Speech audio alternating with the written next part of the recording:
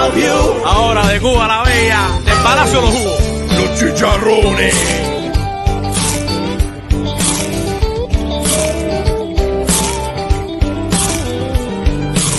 Los vecinos aquí se enteran de todo. Mi vecina era CDR en Cuba. Y en verdad no hay nothing that you can do. Chacleteras sin llames con corbata. Aquí yo vendo hot dog, pero Cuba yo era médico. Le saco el dedo y digo Q. Sweet home Hialeah. Solo 30 minutos de Levayo. Oh, sweet home Hialeah. I hate your traffic, but I love you.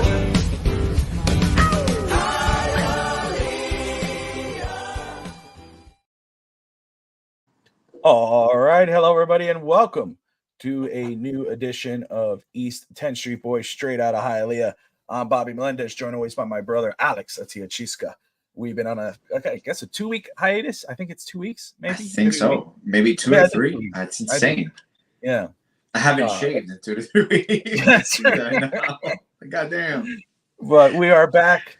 It's been a crazy couple of weeks. Obviously, I'm sure if you've been all tuning in or you follow us on Twitter, we lost an OG East 10th Street Boy, Ralphie Boy,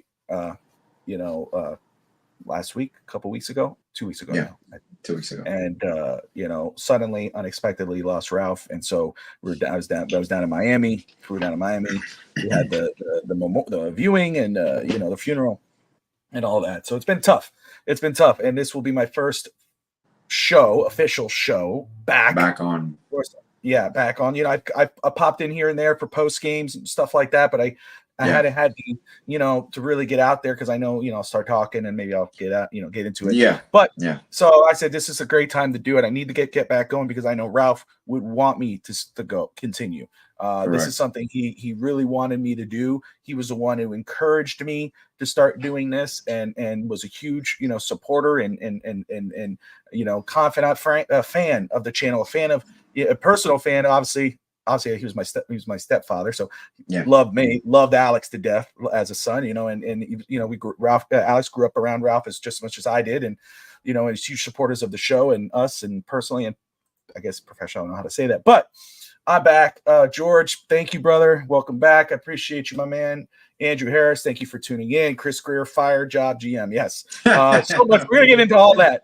We are gonna go straight into it. We're gonna touch on Ralph. We're gonna talk about Ralph.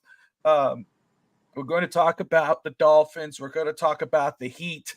We're gonna talk about life. It's gonna be same old East 10th Street Boys, but like a kind of a new era of East 10th Street Boys. Just because of all that. But anyway, for all that, Alex, how are you, brother? I'm doing good, man. I'm doing good. A little bit tired. We just had the first weekend tournament again. Travel basketball's back in season. It was local here in Miami, so it wasn't a lot of travel for us. So not that much travel basketball. But it's just getting to the scope of things. And obviously my basketball season starting to pick up. Kids with school. And like you mentioned, I was able to see you for a few days here. We did some things together. Not the occasion we wanted to, but it was still nonetheless good to see you and obviously to be back on. I wouldn't do any other show with anybody else other than you. So whatever you need, on air or off air, you got me here, buddy. I know, brother. I appreciate you more than you know, and Gotcha, man. that. Obviously, and no true. That's no true. I was thinking about it the other day. It's actually, it's funny. I was, even on the airplane. I was on the airplane flying to Maryland. Baltimore. Because of the goddamn hurricane. I was supposed to fly straight to Nashville. That was the plan. I was going to spend an extra day in Miami. I got the hotel for an extra day, which was huge. Of course, you would love to stay with I would have loved to stay with my mother and all that. But staying in a hotel was actually a lot better. Just I guess mentally wise. Decompressing for yourself. Yeah. Take a shower, be able to just kind of be able to be with myself and all that.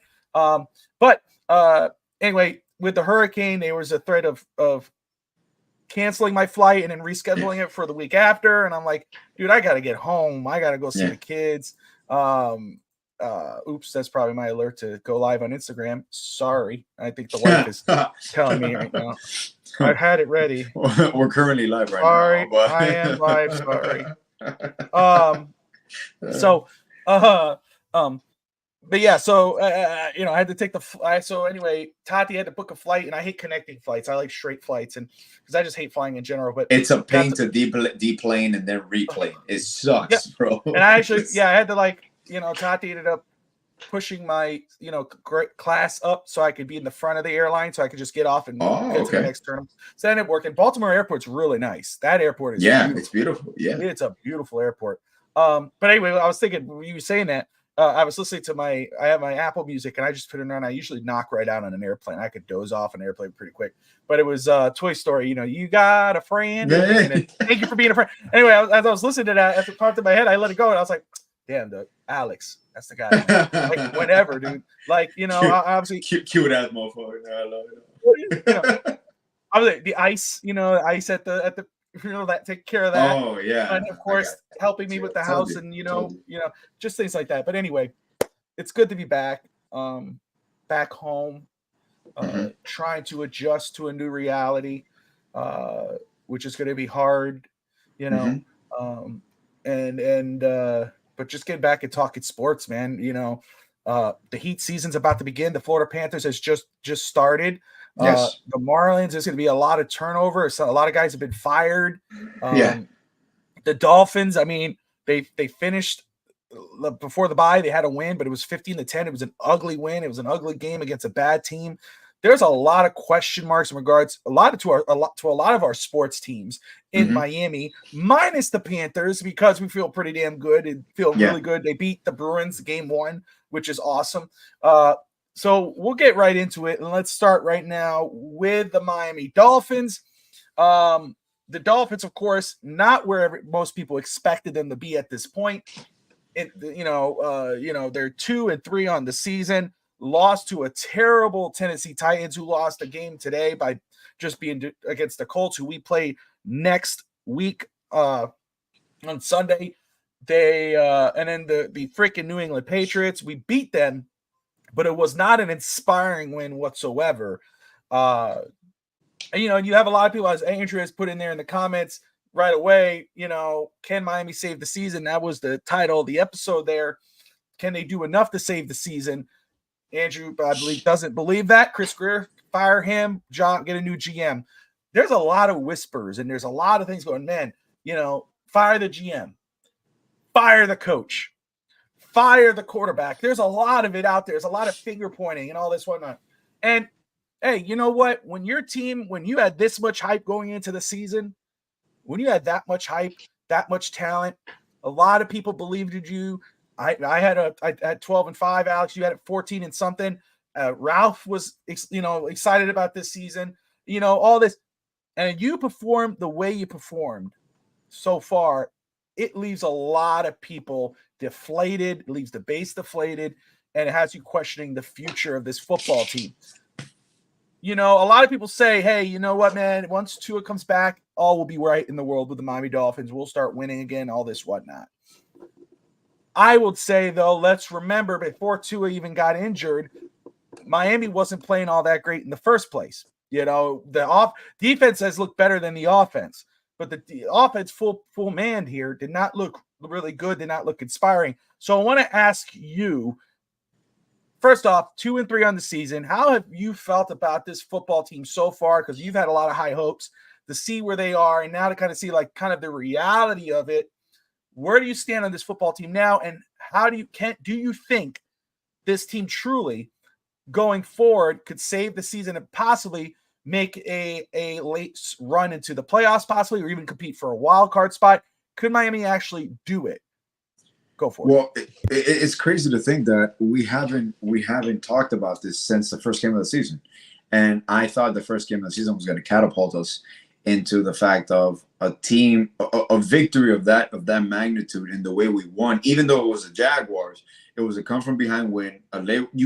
Championship teams win those types of games. And kind of like they win the ugly games against the Patriots, which we had no necessity to be in that sort of a game either way. We're a high-octane offense. situational here, and I always like to take things into context because context is important. We have struggled even in the first game. Statistically, when you look at the first game, Tua still passed for over 300 yards, a touchdown. Tyreek Hill had, I think, was like 5 receptions, 6 receptions for 100 and something yards, a touchdown. The running game was starting to kick. You saw Mostert playing well. You saw Chain playing well. So we kind of saw where we were going. Against the Bills, you were 2 passes away, 2 miscommunications, a tip ball by the receiver where our offense looked like it was struggling. And then even, I do believe, I'm not going to say we would have won the game, but I do believe we were going in the right direction the moment Tua gets hurt. After that, that's when the real lack of accountability started from my perspective in regards to the backup QB position and what we talked about many times. I was stunned, realistically, how Skylar Thompson played when he stepped up against the Seahawks. I did not expect that at all.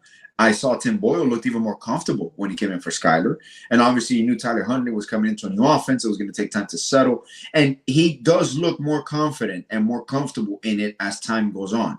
So, like we always like to say, a blessing in disguise at times. I prefer the struggles early in the season than we have late in the season, which is a complete 180 the past 2 years. Because we started on a roll. Even the first year we started 3-0. We went to 3-3. We lost Tua. That was a whole other situation. But last year we go on this massive run and then we collapse towards the end of the season and we lose the division title. The division is not that scary at all. The Jets are in turmoil. I was surprised by Robert Saleh being fired this early in the season. You kind of saw the writing on the wall. The Bills are coming back down to earth. Allen has struggled the last 2 games. Was he concussed or not? He only did 30% completion percentage. So there's a lot of things that are going on. I believe this is the right year for the Dolphins to struggle early on. We're 1 game out of first place in the division. So what you're thinking here is if we would have lost that games against the Patriots, now it's a whole different conversation. But to me, O-line overperforming. Defense is a pleasant surprise, and we talked about this. The defense going to get more comfortable. I love the way Anthony Weaver deploys his personnel, the way he has them playing. And arguably, I have not looked at any of the numbers, but I do believe the Dolphins defense is top 3 or the top or number 1 overall in third down conversions allowed, if I'm not mistaken, third down conversions. So they're getting teams off the field. So if Tua was playing and we would be struggling, I would be concerned. Now, the second part of the concern comes from, because it's been very quiet over here, even here in Miami, in regards to Tua meeting with a specialist with his decision. It's kind of the writings on the wall, kind of like he's going to come back. And as soon as he's clear for football activities, he will return. So it's a big question mark. And we're going to be gasping until he gets hit the first time. And then he gets up the first time again. So we understand now, obviously, the rumblings. There's scouts watching certain college games, which could potentially have top college quarterbacks available. So are we scouting those? Are we scouting other players? I mean, I think teams scout throughout either way, so I'm not going to look too much into it. But until Tua comes back and silences people that are going to question, is he going to play? Should he retire? Do I think the season is salvageable? Absolutely. We got OBJ back on the fold. We got finally Jalen Wright playing due to a Chain's concussion. We got Jalen Wright stepping up. And like I mentioned to you, I've never seen Jalen Wright take negative yards. He continues to move forward every single time. He doesn't stop moving his feet. I think McDaniel showed a great growth in the way he called the fourth quarter against the Patriots. He didn't abandon the run. The run was working. He didn't try to do anything differently. He played old school football, and he ran it right down their throats. So, and the defense is going to hold up. So this has all the makings of a football team that, once healthy, could compete with the best of them. Now, I understand when people think, oh, they figured out our offense. Look at the Saints. The Saints started, 3-0 or 2-0? They were averaging 40 points a game. I know Carr is hurt now, but the Saints have lost, I believe, 3 games in a row as well. Or are they 3-2 or 2-3 now? I haven't checked. So, no, can't hear you at all. I know they lost today, but I haven't checked. They lost today? No, they got murdered today. It was like 50-something to 20-something. So in this league, the fact that your division is weak, because I truly believe the division this year is weak. So this is for us for a taking. This is a long game, and I do see this. I wanted to go into the bye obviously 3-2, but I'll take 2-3 with the situation that we've had. I don't think that's this monster thing to climb out of. I do believe with health, this team is still top 3, top 4 in the AFC. Talent-wise, you're talking about. Absolutely, talent-wise. Yeah. Absolutely. And once again, this is all on when Tua is cleared. And what by the way, when is he cleared to come back? Is it game 7? Arizona. Or game 8? Arizona would be, Arizona would be week 8. Because so it's week 3 more weeks. Well, it's this 2 more week. Weeks. Correct. Yeah, in 2 more weeks. Got Indianapolis, and then he should be back week 8. So Steve realistically, Malloy, we're looking at 3 talk, or 4 or 3. Around that area, possibly. Okay. And first off, Steve Malloy, host of Real Talk Fins Talk. It will go back to Real Talk Fins Talk. I'll work on the logo. Real Talk Fins Talk host Steve Malloy. Good points, though. There are a lot of games for 12 games that we're going to be cringing every time Tua gets hit. And it's not the record; it's the offensive play. That's the most shocking thing. I think that's because if it was like, 20-17 win, great. 31-24 loss against Buffalo. 24-21 loss to Seattle. 31-30 loss to Tennessee. Let's say our offense is performing, but it's just like, oh man, a screw up by our coach, or a missed field goal here and there. It wouldn't be it would be like, you know what? No, we could figure this out. These are little things that we could work on and get better, whether it's a coach adjustment or or Jason Sanders making a kick or two. But it's not that. It's offensive play calling. It's offensive execution.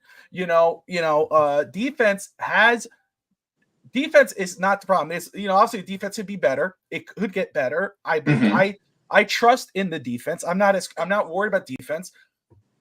Obviously, I know there's holes and flaws there as much as everybody else would know. But offensively, as Steve points out, it's the offense where it's like, man, this is supposed to be your bread and butter. This is supposed to be your calling. You're supposed to be some offensive genius. And, but honestly, you have not been able to figure it out. Now, the win against New England, in spite of it being New England. Yes. You saw, even though it was only 15 points, you saw, hey, the run was working. Let's go ahead and stick to the run. Let's go ahead and play to Huntley's strengths. You saw some of that in there where you're like, okay. That was the encouraging part in the fourth quarter. That's what I was talking about right there. Now, again, it is a New England team. It is a bad New England football team. I don't know how they did today. I guess they're 2-3 as well. I think they won. I'm not sure. Jake May played. But it still leaves you a lot to be not inspired, but it leaves you desired, a lot to desire. It leaves you a lot more to desire. And that's the thing where it's like, again, talent-wise, you got Tyreek, Jalen, OBJ as your third, fourth receiver, Jalen Wright, Devon H. and Raheem Mostert, a healthy Tua Tagovailoa if he could stay upright when he doesn't get it. Yeah, in a perfect world, you're like, damn, dude, this team is talented enough to make a run. They could do this. But then it's not about the talent. It's not about on paper. It's how you execute. And Miami's execution on offense has not been there. Add in the play calling. The play calling has been horrendous. So that's where, you got to take your cause to pause and you go, damn, yes, talent-wise, we should be able to overcome this. We should be able to persevere and make a run to the playoffs and see how it goes from there. But when you take your cause to pause and you look back, you go, but damn, even with Huntley or Thompson at quarterback, and you think about the whole team, I mean, they were it wasn't like McDaniel was leaning on Skyler to be some savior, or he was leaning on Huntley.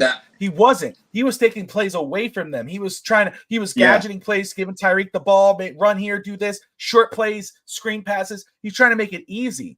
I saw what he was doing. I understand what he was trying to do. Here's the problem, though. Your star players, the number one player in the NFL, according to his peers, and Tyreek Hill, those guys could not get it done.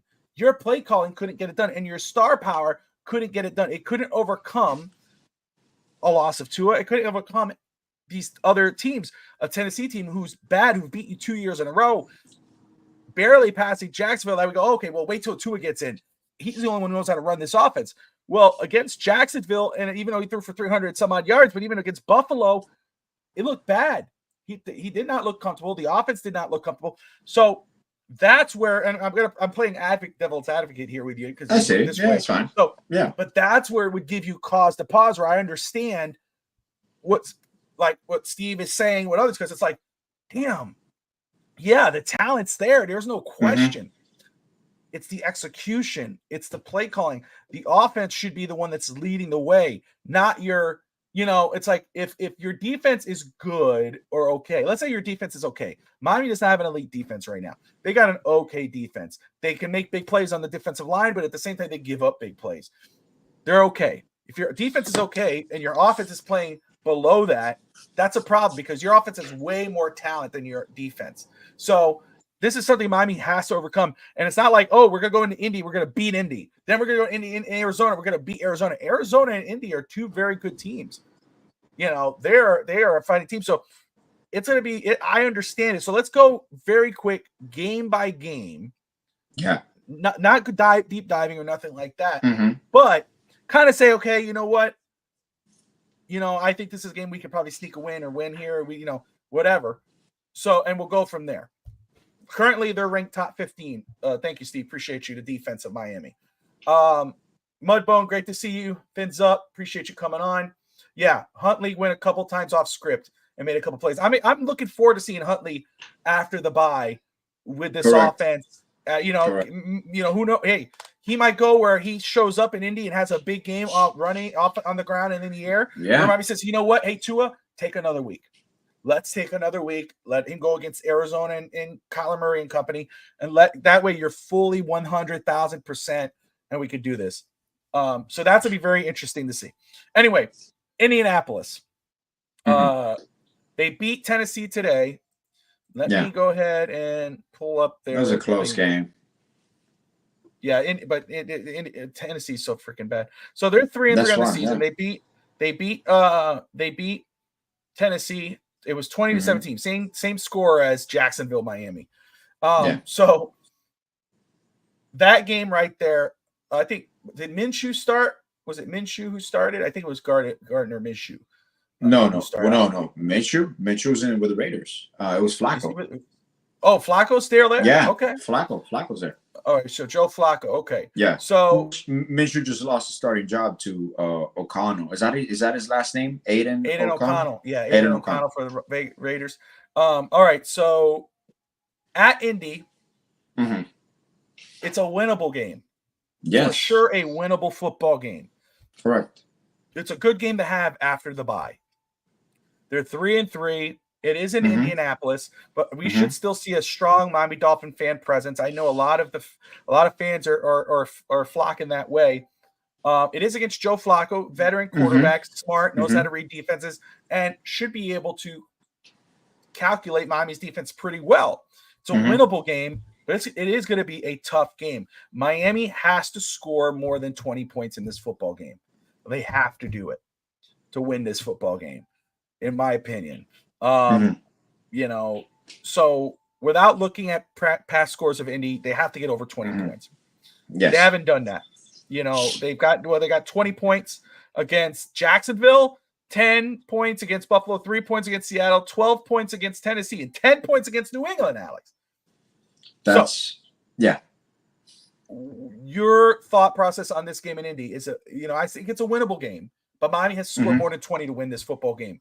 Can they? Yes, and I'm going to go on a limb here. They can. 52 points. Look it. I love it. I'm going to go on a limb here and say Miami will not score less than 20 points any games for the remainder of the season. That's how confident I am, no matter if 2 or not. Because you just hit the nail on the head with Huntley coming off a bye week. If I understand the quality of Patriots defense, but the way I saw Huntley play and command the offense late in the fourth quarter, that final drive, that was the only scoring drive, the only touchdown scoring drive that we had. You saw the comfort level starting to kick in, and you saw the O-line is doing great. So I'm even encouraged by that. And now the fact that depending on the chain being healthy, that you got Mostert, a chain, and Wright, you can use a chain now as your wide receiver. You can put him out wide, and you can use another wide receiver option, which opens up for Tyreek, opens up for Waddle. You got OBJ healthy. You got to keep using Juno Smith. So I do believe that even with Hundley under center, this offense is way too talented, that no matter what you do, and McDaniel's willingness, you're taking away Hill, okay, that's fine. We're going to run it up with Wright and Mostert. We'll run the ball 30 times a game. It doesn't matter. It's whatever it takes. Whatever it takes. Hundley, I'm perfectly fine with the offensive play calling right now being 65-35, 60-40 in regards to the run. Why? Because it's our best asset right now. And if you got to incorporate Tyreek and Waddle into that, go ahead. Deebo Samuel style, that's fine. You gotta adapt and play to your talent, and let Hundley play. Let Hundley play. When Tua comes back, you already know your offense. Tua didn't forget his offense. He's gonna be fine. The timing is still there with the guys. You need a practice here and there. Obviously, you need a full week of practice to get comfortable. But let Hundley play. And I do believe Indianapolis is a winnable game. I believe Arizona is going to be more competitive, but it could be more of a shootout type. And I still think we could come out on top. If we're playing comfortable, I just want to see the first quarter how we come out. That's going to dictate, because that's the thing that stunned me the most. Honestly, I didn't mind the Tennessee game because I knew it was Hundley's first game. I knew the offense was new to him per se. I know he's a professional athlete, but it's a bad situation to come into when you're not knowing the offense comfortably. What really stung me of that beginning was Skylar Thompson in Seattle, because he just looked completely like he wouldn't pull the trigger. And we thought Ryan Tannehill held the ball in the pocket too long. Skylar Thompson would not get rid of the football for anything. And the reads were there. Like, that's the part that kills me. And it comes down to play calling, but that's the mental aspect of it. Exactly. That's the mental part of it. You got to let it go, man. Let it rip. The window was there. That's what they would do still captions, Bob, and you realize, like, Tua's window was there, but it's Skylar Thompson under center. If Tua's under center, the ball's thrown in that window. So that's when you're like, oh, but no. Well, here's the difference. Offense. But here's the difference, though. Tua had Ryan Fitzpatrick in his ear, where of course Skylar has Tua in his ear. Where Skylar, I remember Fitzpatrick told Tua one time, because Tua goes, "What would you do in this situation?" It was a video I watched one time of the sideline, and Ryan just looked at me and said, "Man, you got to let it rip. You just got to take a shot, take the chance." And it's true. Let it rip. If I believe if Ryan Fitzpatrick was in our locker room right now as a veteran quarterback, he would have told Skylar, cut the shit, get out of your head, just throw the damn ball. When you're right, just throw it to your guy, take a chance on them, let them do their job. Yeah. You know, where again, kind of take a step back. Were you stunned? Were you stunned though, Bob? Were you stunned with Skylar? Because I saw Skylar against Buffalo in the playoffs, and I was comfortable with him. I was confident in him because he looked like he was a confident quarterback. And then when he goes under center in Seattle, I'm like, what the fuck happened to this guy? Like, I understood why they were comfortable with him being the backup quarterback. And then the difference when Tim Boyle stepped in and you saw the way he commanded the huddle, the way he was passing into those windows, I'm like, shit, this guy looks better equipped to run the offense right now. But obviously, you're going to go with Hundley. But I do believe out of the bye week, he should be prepared and he should be firing. But that tells you a lot to Coach McDaniel. I mean, again, I'm not going to harp on it there, but I'm not going to harp on it. But where I go, it's what you just said. In his rookie season, he looked a lot more comfortable. He looked like he was taking chances. You go, damn, okay, this is something you could work with in the future. Correct. If and when Tua goes down. He comes in, it looks like he regressed. He didn't progress in 3 seasons under the same coach, under the same coordinator, same offense, behind the same quarterback. He took steps back. Yeah. Which is like, and that's when you go, like when I was saying in the offseason, man, I know everybody's talking about Tua's contract, this, and this. It's like, we need to worry about the backup quarterback situation. And Miami didn't do it. They're like, no, we feel comfortable with Skylar. We feel comfortable with Mike White, Tim Boyle, whatever. Skylar goes in there, and it's like, it was like, who is this guy? This is a different kid. And you go, first off, shame on Coach McDaniel and Greer for throwing him in there when he shouldn't be a backup quarterback. He should be a third string practice squad guy. That's the truth. And shame on Coach McDaniel extra for not getting this kid ready in 3 seasons. How do you not sit there and work with him and instill that confidence that you instilled in Tua? How do you not do that? you know, Tua's your franchise, but if this kid's gonna be on your roster for 3 seasons, there's no way he should not have come in and performed at least adequately. Not saying he has to win the game, throw 4 touchdowns or anything like that. He should have been ready enough to come in and play, ready enough to show he's adequate. And I don't put that on Skyler. I put that on Coach McDaniel because you had 3 seasons to do it. And Fitzdanza just popped in and thank you, brother. I'm happy to be back. You know, Fitzdanza would be the first one to show, would say it. You know, that's a knock on McDaniel. You knew this. You handpicked this guy to be your backup quarterback. He's 3 years on your roster, yet you don't have him ready. You know, we give him a lot of flowers for instilling confidence in Tua. I mean, Tua, you saw the positives of Tua. You know, you knew he was accurate. You knew he could get the ball out quick, all this, whatnot. But there was something missing. Now we know, hey, he had an issue with Flores. Flores wasn't kumbaya with him. McDaniel comes in here, sings kumbaya to Tua, says sweet nothings in his ear. Like Tua, now Tua's up in 8 and 3 seasons, 2 years in a row before falling off, MVP candidate. It's like, damn, man, McDaniel knows what he's a QB guru. No, he's a Tua guru. That's what ends up being the case because, dude, you could have done this. You had 3 seasons. I can understand with Tim Boyle. I can understand with Tyler Huntley. If Tyler Huntley struggles, because you just got him. It takes time. But 3 seasons, and you couldn't get this kid ready for the big moments. You know why he did better against Buffalo in his rookie season? He didn't have Coach McDaniel in his ear like that. He didn't have Tua in his ear. They just said, go out there and do your best.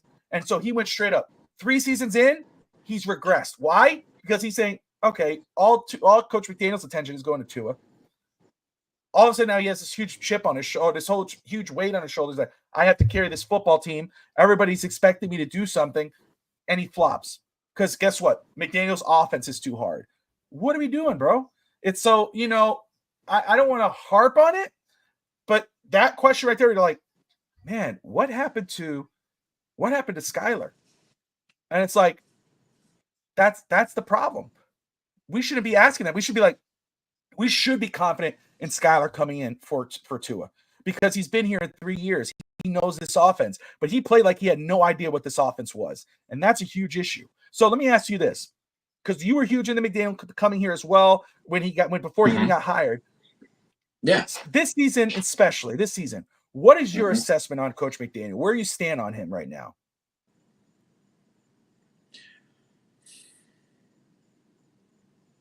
I believe that he was more adaptable to change, and he has been accountable for the mistakes that he himself has made. And Evan brings up a good point about Crossman. Don't know at what point teams is going to be allowed to make mistakes that affects the outcome of these football games. But I do believe that it's McDaniel's final year in growth in regards to in-game adaptability.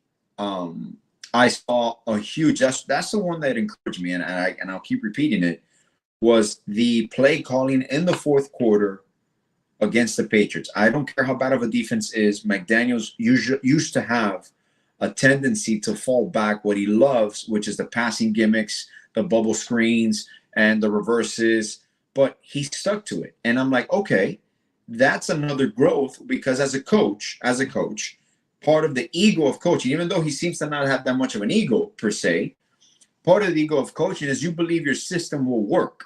Like you believe your play call will work.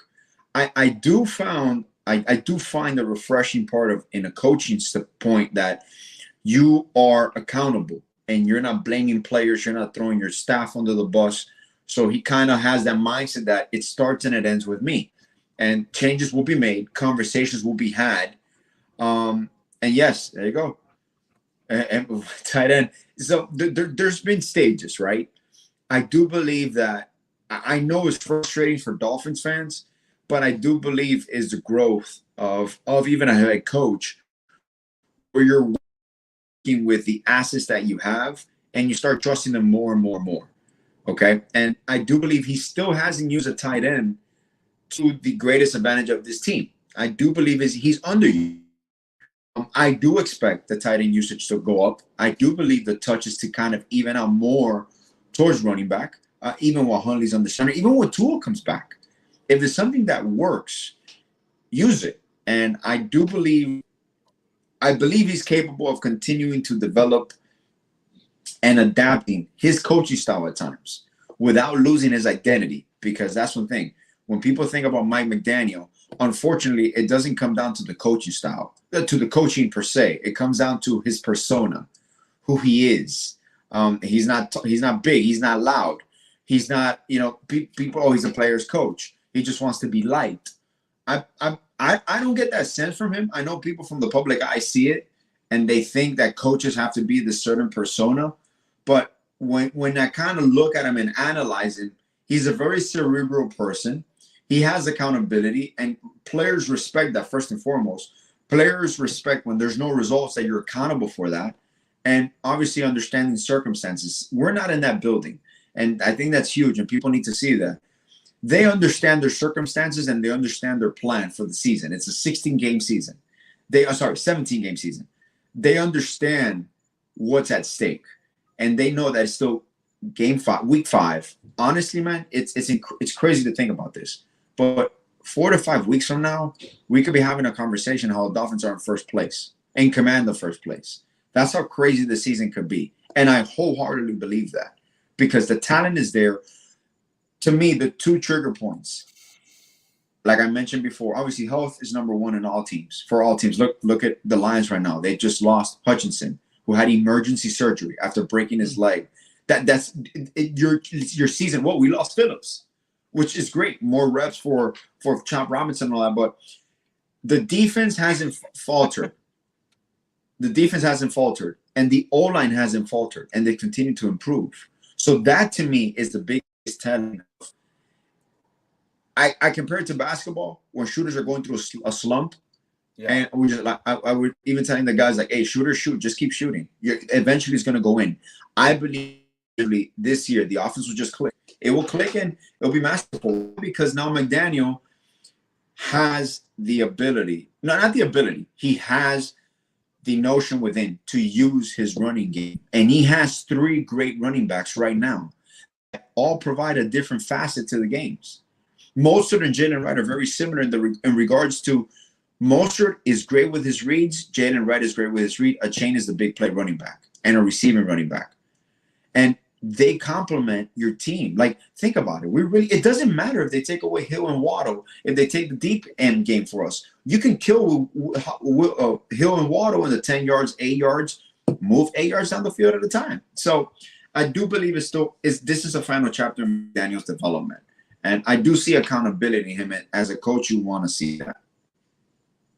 Let me, very quick, Constantine, that's a quick question. Who goes first, Doug Peterson or Mike McCarthy? I just saw actually a tweet from, who was it, Jordan Schultz, who said that that Jerry Jones remains committed to Mike McCarthy, but many around the league are wondering if the Dallas Cowboys could be a primary landing spot for Bill Belichick should the Cowboys decide to make a change. According to multiple sources, Belichick is has a great relationship with the Jones family, and McCarthy is in the final year of his deal. Yeah. I don't see that just because Jerry Jones unless he gets full control. Yeah, you got to give Bill Belichick full control. Jaguars, I can see it. Other teams, well, Jaguars. Hey, what if Jaguars again? Trevor Lawrence. What happens with him if they continue to lose out? That's kind of crazy. That situation in Jacksonville. I have a crazy prediction for Belichick, and it has to do also with Brady becoming part owner. I do believe Belichick is the dark horse to take over for the Raiders if Pierce gets canned. Well, I'll say why. I knew someone would say that.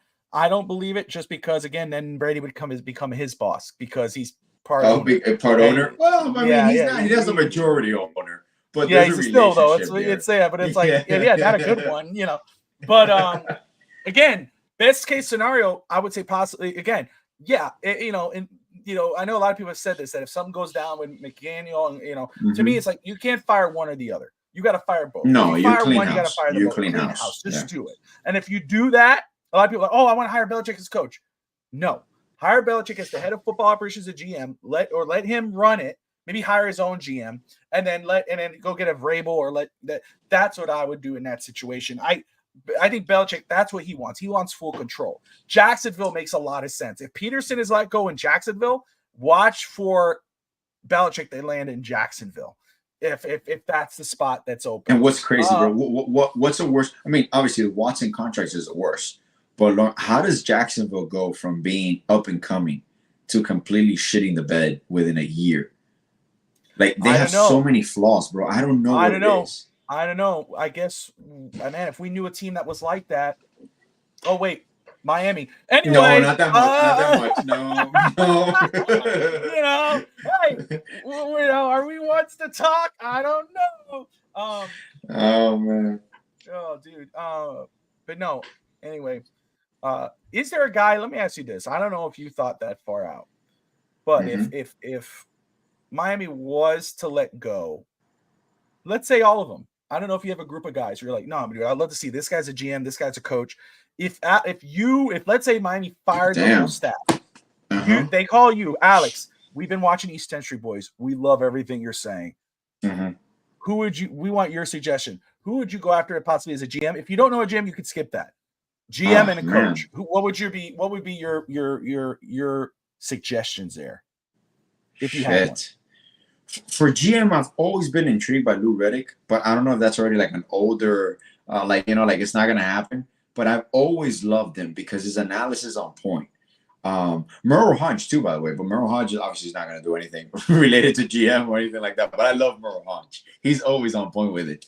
But it's gonna be interesting, Bob, because then what you're looking at is you're reshaping your whole football operations, and yet we still have, I believe, McKenzie's still part of the offense, right? Reggie McKenzie of our staff, because I know Marvin Allen is still in, right?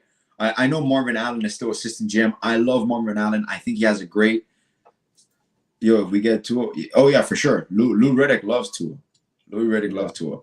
But then, like, exactly, I'm not it. For me, I'm not big. I love Louis Riddick's analysis. Yeah, and I know he's interviewed for a couple GM spots. I'm trying to look that up now, but I can't find it. I'll look in a second. Anyway, but I'm not big into TV guys getting the gigs. That's my thing. It's like, I'm not big into that, man. It's like, doesn't really work. We saw what happened. Who's that guy who used to do the NFL Network, the draft? Mike Mayock. He became the GM of the Raiders. Oh, but that was a shit show with Gruden and all. That's fucking crazy. But he did pretty. He was all right. But I mean, I like him. And he is that Chiefs staff. That's a good one. Whoa, that's true. Allen came from the Chiefs. Our assistant GM. So you never know. You could, and again, I know a lot of people go, no, I don't want anybody from who's currently on this staff. But you think about it. Brent Allen, or you go Reggie McKenzie, and we know what he did in with the Raiders. With the Raiders, we'll evaluate one of those guys in. We'll go ahead and move one of those dudes up, possibly. Okay, so coach, if it's Louis Riddick, who would be your coach? If you had to make it, who would be your, not your coach, but your target? Who would you target?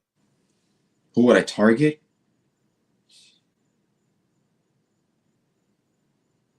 Man, the problem is, I keep going back to Belichick because he's the name that's been there and the experience. And bro, I'm going through the list of coordinators that I would definitely love.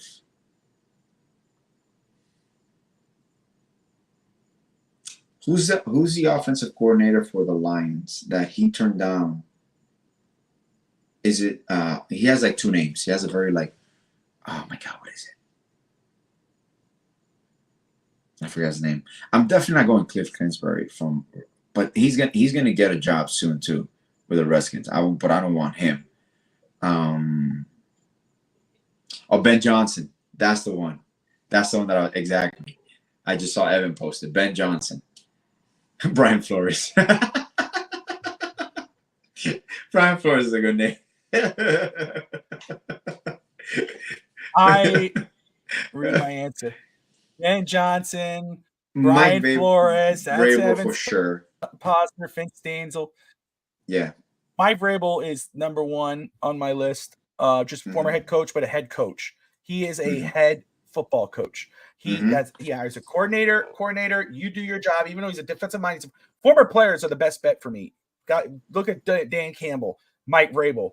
Oh my gosh, the coach in Houston. DeMarco Ryan. I can't believe I'm losing. DeMarco Ryan. Yeah, there's just to name a few. Even Jared Mayo. Look what he's doing in New England after Belichick. You know, it's 2-3, but still, that it's good. Anyway, but yeah, Mike Vrabel. Avaro is a guy who I like for DC and Miami, but that's an up and coming guy. Again, I want a guy who's going to be a head coach, and Fitzandro will probably answer it for me if he was live. I prefer a former head coach, a guy who I really loved for Miami years ago, ended up going to another team and won a Super Bowl. Is a guy right now, he's resigned as that head coach, but he's still on their staff, Alex. If that was ever to go down, if you're not going to give me Mike Vrabel, a guy who's a veteran coach, who's been there, done it, who's who his players love, like they love McDaniel and all that, who I think they would love this guy, who's just that's Tatiana's favorite coach, is Pete Carroll. I'd call Pete Carroll and bring him in. You think he'll come back by president of? He is still very interested in coaching. He had to step down, and they're doing good in Seattle, but he's an advisor. But I would give him a call. I'd call him because I think you hire him for 2 seasons, give him, say, hey, here's 2 years. Let's go ahead and bring in, and let's go hire someone else. You pay a lot of money to whatever coordinator you want, and you make him your heir apparent, just like what they did there.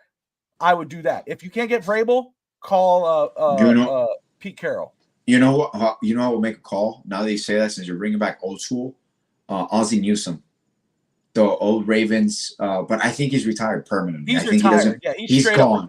He's gone. I love Ozzie dude. That would be a non-argument. You go, hey, Ozzie Newsome's interested in the Dolphins job. Don't even interview him. Come on, I'm paying. What do you want? You're in, bro. Do it. Now, Belichick, I know people say Belichick, but to me, again, front office role. I'd give him the front office role. Yeah. The other one I like also is I forgot his name, but he's the offensive coordinator for the Texans. God, I think he's your name. I think he's Bobby something. Oh, Slowick is that guy? Bobby Slovic or something like that. Yes. Let me see. Now that you say Bobby, I think it's. He comes. Well, he's kind of like from the Shanahan tree too. So he comes from Kyle Shanahan. So because DeMarco Ryan was with 49ers. So it's kind of like a recycle of. And again, for me, it's like I need a guy who's going to be a head football coach. Yes. I want a guy who can come in. Alex, I'm the head coach. You're the OC. So-and-so's the DC. But correct. As far as I go, Alex, you are calling plays. Yeah. You're making those decisions. Now, if it's 4th and 2 or 4th and 1, then I go, hey, Alex, we're going for it. Or Alex, do this. I want it, of course. You know what I'm saying? But when I see Mike Vrabel, I see like a Dan Campbell. Like that's a head coach. Yeah, he's not a specialist. He's a head coach all around. Yeah, let me go for it. Hey, defense. You still go. Hey, Alex, man, we let's go ahead and let's do this. Hey, try to do this. Okay, cool. But at that end, you're there. You're this. I'm the big guy. I'm the one kind of overseeing everything. That's what I want in a head coach if it goes that way. But as of right now, Dolphins are only 2-3. They're a game out of the first. Right? Are they a game out or 2 games out of first place? They're a game out. And again, I know there are some people rolling their eyes. I get it. But just speaking realistically, they are technically a game out. It's still a long season to go. Again, if they lose to Indy and then they lose to Arizona, we're talking blowing it up. We're already talking about blowing up. That's how I'm talking about the fan base in general because it's so fucking bad. Sorry, so bad. But anyway, moving on. Let us move on to Jason Taylor. Yes, hell yes. Jason Taylor, what he's doing with the Hurricanes. As head coach of, that's insane. I don't know about head coach. Crazy. I'm not talking about head coach, but Jason Taylor has a future, man. Yeah. What he's doing with the Hurricanes for sure. His crew. He's gonna come up. You can push him. You can pull him up. See if you bring him up. But anyway. Would you call Nick Saban? Nick Saban ain't moving nowhere, dude. But hey, it's crazy, right? Jared Mayer was a linebackers coach, right, for New England. He wasn't the coordinator, I don't know what. No, DeMarco Ryans was a DC. Yeah, he was a DC in San Francisco. Right? And I think Vrabel was the linebackers coach in Houston. He was a positions coach. Correct. So correct. It's not crazy that if JT moved up to the pros as a positions coach, and he becomes the head coach, if that could work. I'm not against, again, former player. I'm all on board. You give me a former player, we're cooking with bacon grease. One that's supposedly also a candidate coming up, not for the Dolphins, for anybody, is Aaron Glenn. And we remember Aaron Glenn when he played for the Jets. Aaron Glenn, is he the Dallas Cowboys? I think He's coaching with the Cowboys, right? I think cornerback coach. But either way, a former player is, if you're not going to hire a former head coach, a former player is a good way to go. All right. Moving on, let's talk about the NBA. The NBA season's about to begin. The Miami Heat play the Orlando Magic, I believe, next week. Alex. They played today. They won. They won. Yes, but it was a preseason. Preseason. Yeah, but they play the Orlando Magic at October 23rd in 2 weeks. At 7:30 Eastern time. So let me pull up the full schedule. Do I have it already? Maybe I don't. Anyway, and they're going to unveil the court, a name which is insane. What an honor! I was going to ask you about that. What did you think about that? I thought it was great. I love it. That is the ultimate respect. I know statues are cool, retiring numbers. Oh, I love that. Yeah, naming this court after you. Yeah, Pat that's Riley something court. To me. It's not seen a lot in the NBA. I believe Boston has it. Oh, Evan came around. I see, Evan. I see. Hey, I got receipt on all you guys would have traded Bam 4 years ago. Trust me, my receipts are long. And yes, I got the receipt from Winslow and Whiteside. I got it here too, Bobby. Yes, I got it. I didn't say nothing. I didn't say nothing. That's the only thing. I was gonna go there, but I didn't say it anyway. Of course. I was going to say, if Alex will keep hammering home on one player. Of course. I told you. I was like, all right, hold on, Alex. We got to learn. Let's get the seat out. Wanting a whole list of players. Told you. But anyway, he, I think, first off, Pat Riley court, I loved it. Well deserved. I know I saw some. I didn't see people complaining. I did read people responding to complaints, and I agree. If you're complaining, how can you complain about Pat Riley court? The Heat were nothing before he even got here. Like, let's be real, dude. He is he will forever be. People that they call it Heat culture. They should call it Pat Riley culture or Riley culture. He instilled this in the Miami Heat, and so his impact on the organization will go way beyond him. One day he'll pass away, and years from now, Alex, 25 years from now, we'll be talking about, man, remember Pat Riley, dude? Man, Pat Riley, like Don Shula, Pat Riley. Correct. And he's not even still coaching. And Eric Spoelstra, Spo is he was voted number one on a lot of things and from his peers, and it's so true. I just love the respect he's getting, and I hope that he gets one this year, gets another one in his belt, which could happen. I'm not as down on the Heat as most people are. I feel confident that. Let me tell you something. I'm not tooting my horn. I'm not going to toot my horn here, Alex. But I just want to say, saying this because I did see a couple plays from Rare in the preseason. Yeah. But I saw what's this guy's name? Windhorse was talking about. Did you see what Windhorse said about Rare? About Pat Riley? Where? And he said Eric Lively with a 3-point shot. Mm-hmm. He's more versatile. He's better. Oh, dude. I'm so excited. But don't be surprised. He might not play that early, Bob. They're still developing because there's still some things, some kinks that they're working out. But you can't deny, first of all, his size. You can't deny his strength, his versatility. He has everything that you need to play long term. But I think he's gonna make a big impact this season. I really do. Later in the season for sure. And I love UD and Bam have taken him under their wings. They're saying he's the best center on the roster. I'm very excited. About this season's potential. He's the only true center on the roster. If you really analyze it, think about this for a second. Mm-hmm. Jovic was a different story. We're still waiting to see. But we know the promise. We know the promise. We know the promise. Mm-hmm. But you draft Jaquez, who contributes day one. He could contribute day one. Yes. You draft Khalil Ware, even though he should take a slow step up, and we know that he'll probably be in the back of the rotation. Yeah. You could still put him in day one with Bam at the 4, even though it's going to be Bam and Jovic at the 4 and 5. You could put Ware at 5 right now, and you're going to have a very good roster, and he's going to be very damn good with playing off of Bam Adebayo.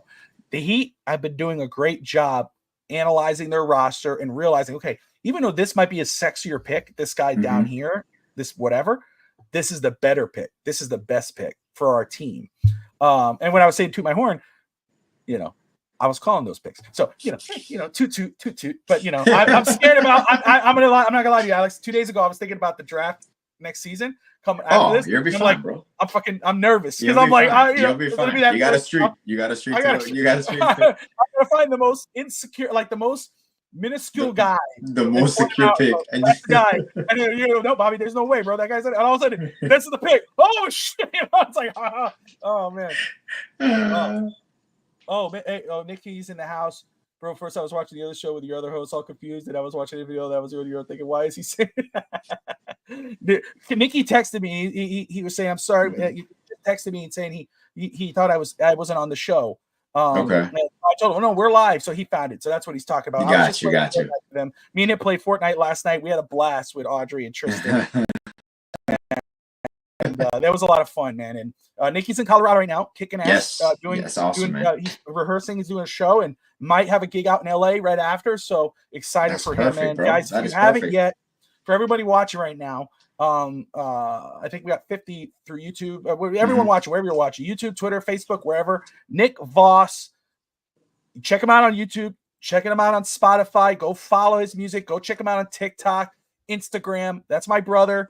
I wish he was in Miami last week, but this dude is busy, man. He's kicking ass in Colorado right now with his music, with his performances. He does a live 70s Elvis show. He's currently doing $1 Million Quartet, but he also has his own music. And there's a song. This is East 10th Street Boys, and we don't have it yet.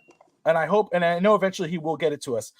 But there's a song he wrote right now that's a demo that he's working on. It's called Rain, and it's raining. I haven't really said it. If it's okay with Nikki for me to say it, I'm not playing the song, so it's not going to bother him, I don't think. But Raining in Miami.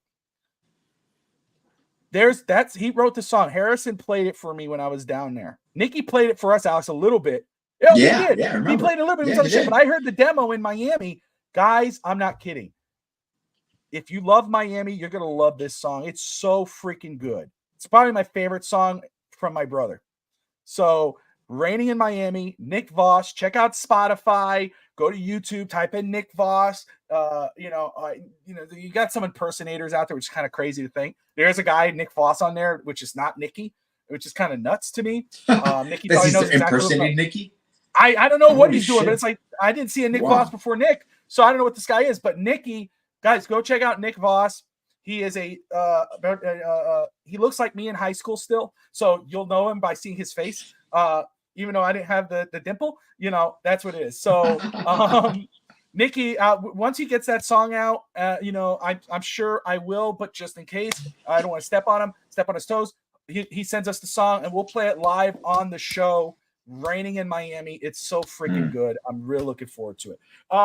Anyway, the draft. Talking about NBA, the Heat. Yes. So very quick, Jimmy Butler. Mm-hmm. So far, we both talked about this, that we both thought that the Heat not giving him this contract extension was the best move for Miami because it also gives because again, you don't want to. You see what's going on with Tua right now, right? Tua, you gave him the deal, then he gets hurt again, and now you're like, it's $148 million you've committed to a guy who can't stay on the field. Hopefully it works out. We don't know, but we're in that conundrum. With Jimmy, Pat Riley, obviously the genius that he is, it says, hey, I love you, but we don't have to do this for another year, or we're not going to do it. Because you can't stay healthy longer than 50 games. We're falling short. We can't do it. I need you more. A lot of people go, oh, man, Jimmy's going to leave. Oh, we're going to trade him to Philly. We're going to trade him here. We're going to trade him there. Jimmy comes out and goes, I don't give a damn about the money. I care about winning. I want to win, and I want to win in Miami. They won a championship. And What's up, brother? Thank you for tuning in. We appreciate you. I'm not going to butcher your name. Alex, say hello to our friend. He almost got me. I almost said it, but I was just waiting for you to attempt it, bro. Just sound it out, bro. Just sound it out. Manolo. I got it. There you go. You got it. I'm going to butcher it anyway. He knows what we're going to say. Mom's in the house. Nice sombrero. Mama Melendez. Ralphie Boy's hat. I'm wearing Ralph's hat. Nice to see Mom here. Hi, Mom.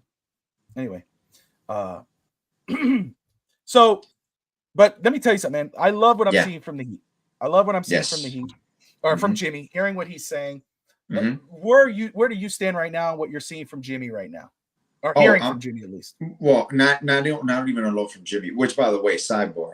If people haven't seen Starting Five, I highly recommend. It's finally out on Netflix. It was out on Netflix this past Wednesday. I already watched all 10 episodes. I haven't yet. Oh my God. There's a lot of things that went on last season that people don't know about Jimmy, the depth of him. And honestly, Bob, is kind of hits home for you. He lost his father. Yeah, and people forget that athletes are human beings and that they have things going on in their life parallel to their professional careers. No excuses, because yes, athletes, you got to perform, you're paid to perform, etc. That's fine. But the way he came into this offseason, into this training camp, the determination, not only from him, but everybody across the board, if you think about it, and I know we said this many times, this to me is the most balanced team I've ever seen, even in the LeBron and Wade era, because we were top heavy. This team has the makings of the most versatile team, and finally Spo seems to have shifted the offense. He's leaning more offense with the group of guys that he has, because he's going to start Jovic. He's going to start Jovic with Bam and Butler. He's going to start Terry and Tyler. Tyler trained all offseason to be a catch shooter. So he's going to pull up. He's going to be a pull-up shooter. He's going to be just catching and shooting. So there's a lot of things that have evolved. And what you mentioned, even from the draft picks, Pelle Larsson can probably play right away rotational minutes. And you have, in a few years, you're not going to have Highsmith. You're not going to have Richardson. You're not going to have Thomas Bryant. You're not going to have Kevin Love. So you already see the evolution of this team organically. Kashad Johnson, you sign Josh Christopher. You have depth in every area. So now, obviously, you need health, but you have a team that, even Jovic is up to 240. He's already up at 240. He's 6'11", almost 7 feet. He might grow a little bit more. They're going to rely on Hawkins. Well, I'll bring it up. I got Hawkins as my sixth man of the year this year. Hawkins is going to be the featured point as coming off the bench. He's going to run that backup unit, which you're going to stagger with your starters. And Hawkins is going to close a lot of games. And I think people have this thing that change is always necessary. And you can change a few things. You change sometimes by subtraction. You lose Caleb Martin, which his agent should be fired for that. You lose him. It gives an opportunity to people to step up, and it changes up your offense a little bit more, which to me, for anybody as a Heat fan, take this from what I'm saying right now. Jimmy's role will be different this year, and Bam's role will be different this year. Why? Because now Bam, part of developing is being comfortable in what you're going to implement to your game. And people don't realize this. Just because in practice I can shoot 80% from three, 70% from three, doesn't mean it's going to relate to my game on court, because my responsibilities are different. Bam, being able to shoot 4 to 5 3-pointers a game from the corner, from trailing, it opens up your offense. If you saw Spo runs a similar off. Well, we run a similar offense to what Spo is a 5-out read and react type offense. And you got spacing. Now you got everybody can space, because everybody can shoot. Jimmy's going to be shooting more from threes. Like Terry's going to be able to create this team. And defensively, you might see a drop off defensively, but that's okay, because you're making it up for an uptick in offense. So the points per game allowed will go up a little bit, but Bam is still your anchor defensively. Jimmy's still your anchor defensively. So I genuinely believe that what people are forgetting, continuity is important. growing within a group. And notice, we did not have this group healthy at all. There's 0 minutes from last year as evidence, 0 minutes of a lineup of Terry, Tyler, Jovic, Butler, and Bam. We have no evidence whatsoever from last year. You're starting to see it this preseason, and you're starting to see the uptick. So tune in. It's going to be a fun season. Plus all the upgrades in Kaseya Center. They have a new scoreboard. They improved the seatings. The seatings are now dark. The lighting now is like Madison Square Garden. So the lights on the court, the whole crowd is dimmed. It's a new experience. They changed the sound, everything. Everything is exciting, and the Pat Riley Court, which is a huge honor to me. Let me just say shout out to 305 Sports Now, Will Patron in the comments there. Great to see you, brother. Guys, Miami sports, this East Century boy straight out of Hialeah, we talk Miami sports. But if you love Miami sports, love the Hurricanes, Heat, Dolphins, Panthers, go check out Will Patron and 305 Sports Now. Go to his channel, hit that like and subscribe button. I'm very excited. We're going to get on the line tomorrow. We're going to talk because we got a new show that we're working on about getting working together. The two channels working together to get some amazing content out to you. I'll wait to announce that until we're both good on everything. We got the name, we got everything going. Unless he's cool with me saying it, I'll wait.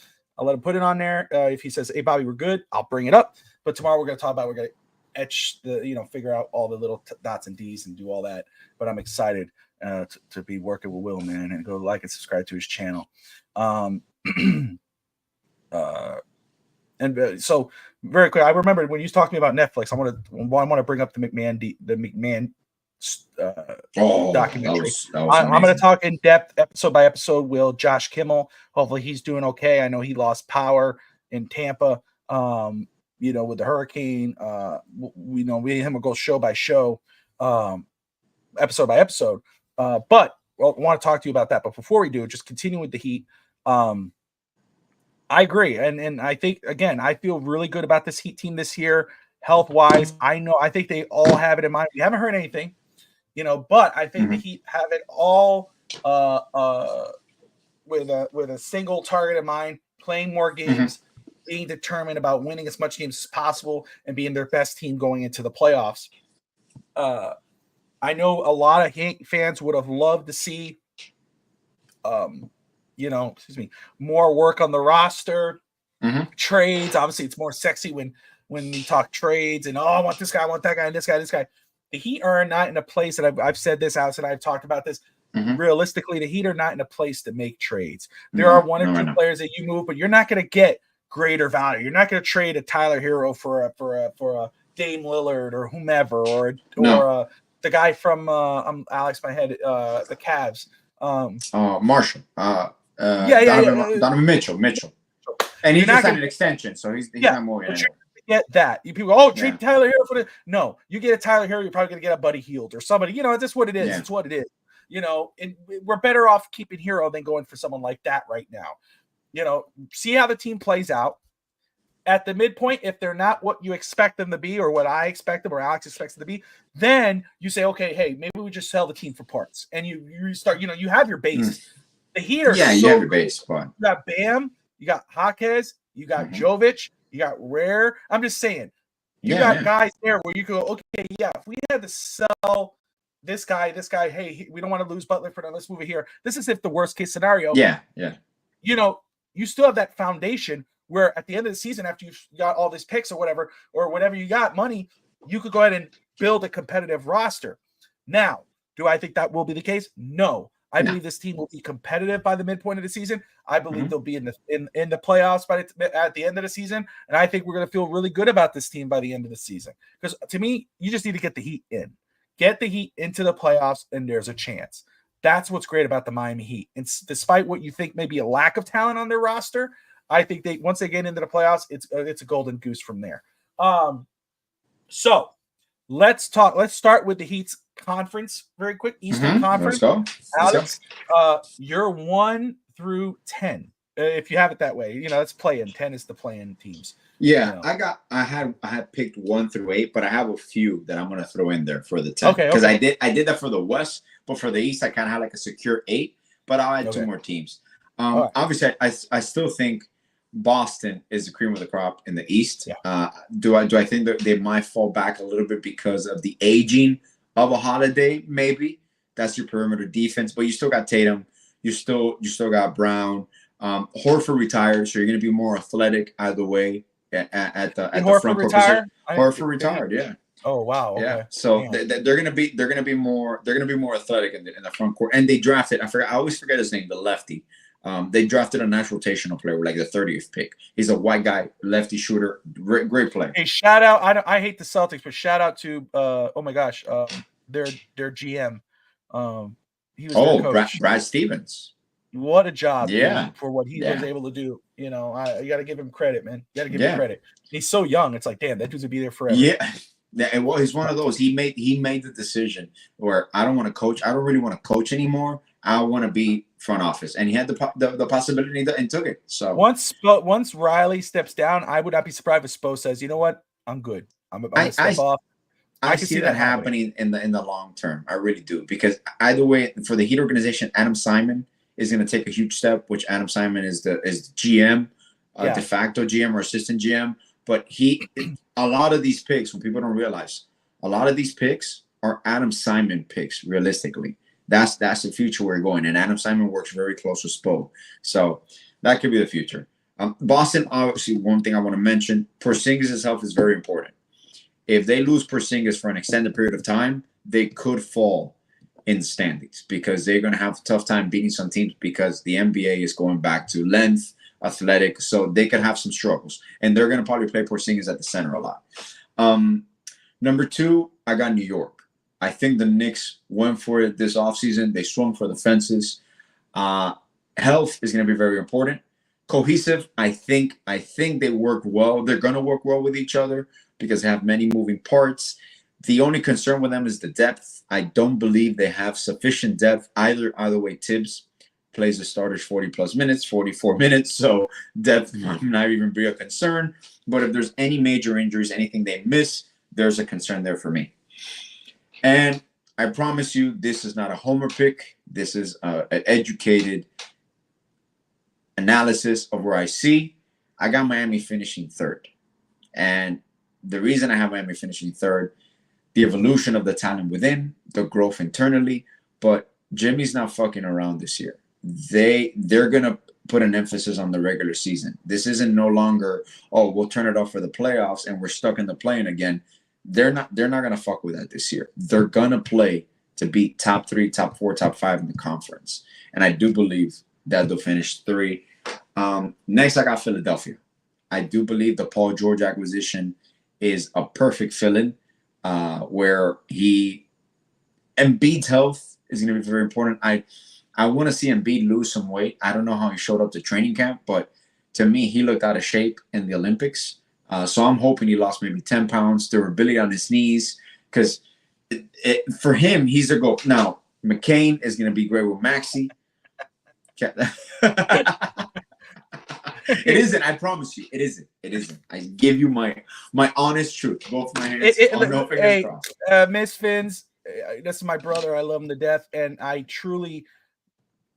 will say for 100% certainty that it's not a homer pick to him. According to him, in his heart of hearts, he does not believe that's a homer pick. But in reality, we all know in his heart of hearts that is a homer pick. To him, he doesn't believe so, but we all know it is. But go ahead. Yeah. The next one I got, where was I? Okay. I think Philadelphia will take it. Maxey's going to take the next step. Max is a superstar. And McCain, I do believe they can form a next stand-up. Martin is going to help him out. I got Milwaukee. And the reason I got Milwaukee is Thanks, Charlie. Appreciate you, brother. God bless you, man. You got a depth piece that is getting older in Middleton. You don't have that much youth around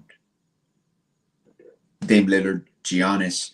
So they're headed for a strange intersection, what I like to call, because they're toying between, we're going to go for it with Brook Lopez, with this core, or we might have to, kind of start rebuilding against Giannis. But obviously, if Giannis and Dame are healthy, you're a top 6 team, in the East. This is the part that gets exciting, because obviously my 10, I'm still going to finish with Atlanta and Chicago, Chicago is going to be competitive either way. People might not believe it. Brooklyn is going to be tinkering off. Right, Detroit might surprise people. Right now, I'm sorry. So 4 you have 76ers, 5 you have the Milwaukee Bucks, right? Yes. Now 6, 7, and 8 I got Indiana, Cleveland, and Orlando. Okay, let me make sure. Okay. And with these, I'm making now a prediction by numbers, but realistically, from 6 to 10, any of these teams can finish in one of. I do believe my top 5 are locks. I do believe that Boston, New York, Miami, Philadelphia, Milwaukee will finish in the top. Indiana's going to surprise a lot of people. Well, not surprise a lot of people. I think they're going to overperform. I do believe their youth is developing. Orlando could take a slight step back because of the logjam in some parts they have offensively. But Cleveland, I think, is just going to embrace Mobley and Mitchell. And now you have the security of a team. You have a new coaching staff, so that's new blood there. And then I still think my top 10, I still have Atlanta and Chicago there, because maybe Detroit sneaks in.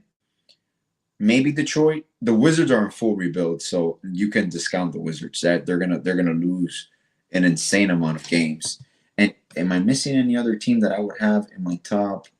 Toronto's rebuilding, so I don't see that. Charlotte, I don't see it either. I just think out of all the teams, Detroit in the East might have a chance to sneak in there. You're right, Miss Vince. I do believe they're locks. So do you think right now, would you say it's the Bulls and the Hawks as your play-ins? As 9 and 10, yeah. I will have the Bulls and the Hawks. With I might put Detroit over I want to say the Hawks. I mean, you still got Trae Young, man. You have a team, but you're kind of still rebuilding as well. So it's a fluctuating thing. It's not as a clear logjam as the West. In the West, you got 10 teams that could be playoff teams for sure, but I'll leave it at that. He's okay with it. You mess away. Oh, for sure. 100%. You're fair. He's fair game. Just roll with it. When the Heat finish 3 or above, we'll talk. Trust me, she will hold you. At the end of the season, she'll come on. We'll get her on here. She'll tell you. If people don't know Miss Fins, which you should, I don't know how anybody will not know Miss Fins. Go check out Miss Fins. Yeah, go check out Miss Fins YouTube. She's on. I love listening to her. She is so awesome. Her personality, everything about her show is just killer. I heard her a few weeks ago, or maybe a month ago now. My head is all messed up with everything. But I heard her on Fid's Tailgate, and she was going to town on somebody. She was just kicking their ass. It was so cool to listen to. I think it was something about Jalen Phillips's Instagram injury. No, he posted something on Instagram, I think, and they were debating that. And I just happened to see that they were on, so I tuned it in. I didn't understand what really was happening, but she was kicking ass on there. It was just so cool to hear. But she just dropped the mic and left, and I was like, hell yeah. But I call her Miss Culture when we talk Heat Talk. But she's Miss Fans, guys. Go check out her channel, like and subscribe. She is legitimately the shit. Anyway, all right. Eastern Conference for me, Alex, I agree with you on Boston. I think it's the smart way to go. As much as I hate Boston, Boston is the team to beat right now. And it's always going to be fuck Boston. So. Yeah, the Celtics. But again, there's nothing I would love more for them to fall flat on their freaking face and Jason Tatum. And I know people are going to push the NBA media to push for Tatum to be MVP, but he ain't going to do it. I mean, it's Jaylen Brown. He has a great supporting cast. And I'm not taking anything away from Tatum. He's a great player, but he's not Kobe or none of those guys. He wants to be. That's his dream. He got his championship, so he feels like he could throw receipts at everybody. Dude, you didn't do a goddamn thing. You were the second best player on that team, maybe the third, but you weren't the first. You couldn't win without Jaylen Brown. He was the leading dude. And then I'm forgetting the guy with no hair. He has the 5 head. Not the 4 head. It's the 5 head. Kobe White. There you go. Derek those White. Guys. Derek White, not Kobe White. Derek White. Those guys. That's why he couldn't get any minutes playing on the Team USA. He didn't do anything because the coach knew. Steve Kerr knew. He was like, why would I put this guy? Let's be real. Just let it go. Let's go. Anyway, right now, they're the number 1 team. Okay. Mm-hmm. Yeah. I have Milwaukee as number 2. I believe Milwaukee will be a better team this year. It's a veteran team. Giannis is still one of, if not the best player in the NBA when healthy. Dame Lillard, I think, is going to have a better year. I think they're going to have a better year. I think they will be the second seed. Number 3, I have the New York Knicks. I think the Knicks will be the third best team. That trade for Karl Anthony Towns is huge. They didn't give up a lot for him. They still have a very good team. And like you said, their bench is not great, but when did their bench actually ever really play? So I do think they're going to be the third seed. And then I had the 76ers. That Paul George trade was huge. I think that's going to help them. Now, health is a big key with the 76ers. As a regular season team, they're great, right? Everybody's favorite. Everybody seems to love them. The playoffs, they're trash, and I still think they will be trash in the playoffs. But I think they're the 4th best team. 5, the Magic. I think the Magic are going to be a very fun. Whoa, you got a big jump. Oh, I think the Magic are going to do very good this year. They're young, they're hungry, and they just got better. The Pacers as number 6. I think the Pacers will still be good. I got the Heat at 7 right now. I do have the Heat at 7. Got the Cavs at 8, Bulls at 9, Hawks at 10. That's how I have it wrapping up. Okay. I think I was so really you don't got struggling. Cleveland? Did you pick Cleveland at all there or no? Yeah, they're 8. The Cavs. Oh, they're 8. You got Cavs at 8. Yeah. Indiana at 6. I think they're gonna fall off. I think they're gonna drop. Gotcha. I think the Cavs are gonna drop. Yeah, I think they're gonna drop. I think I just have this feeling. Anyway, with the Heat, I had the Heat. I was going back and forth with the Heat at 5, 6, and 7. That's where I think we're gonna. That's their ballpark. 5, 6, or 7. Okay. I think a record. I think between 40, 43 wins. I'm in that area. I think that's where they're kind of be at this season. I at least my mindset. I haven't looked game by game, but I think that's where they're falling. Now with so that's how I got it playing out. Now the Western Conference, like you said, that's tough as hell. Tough to go that route.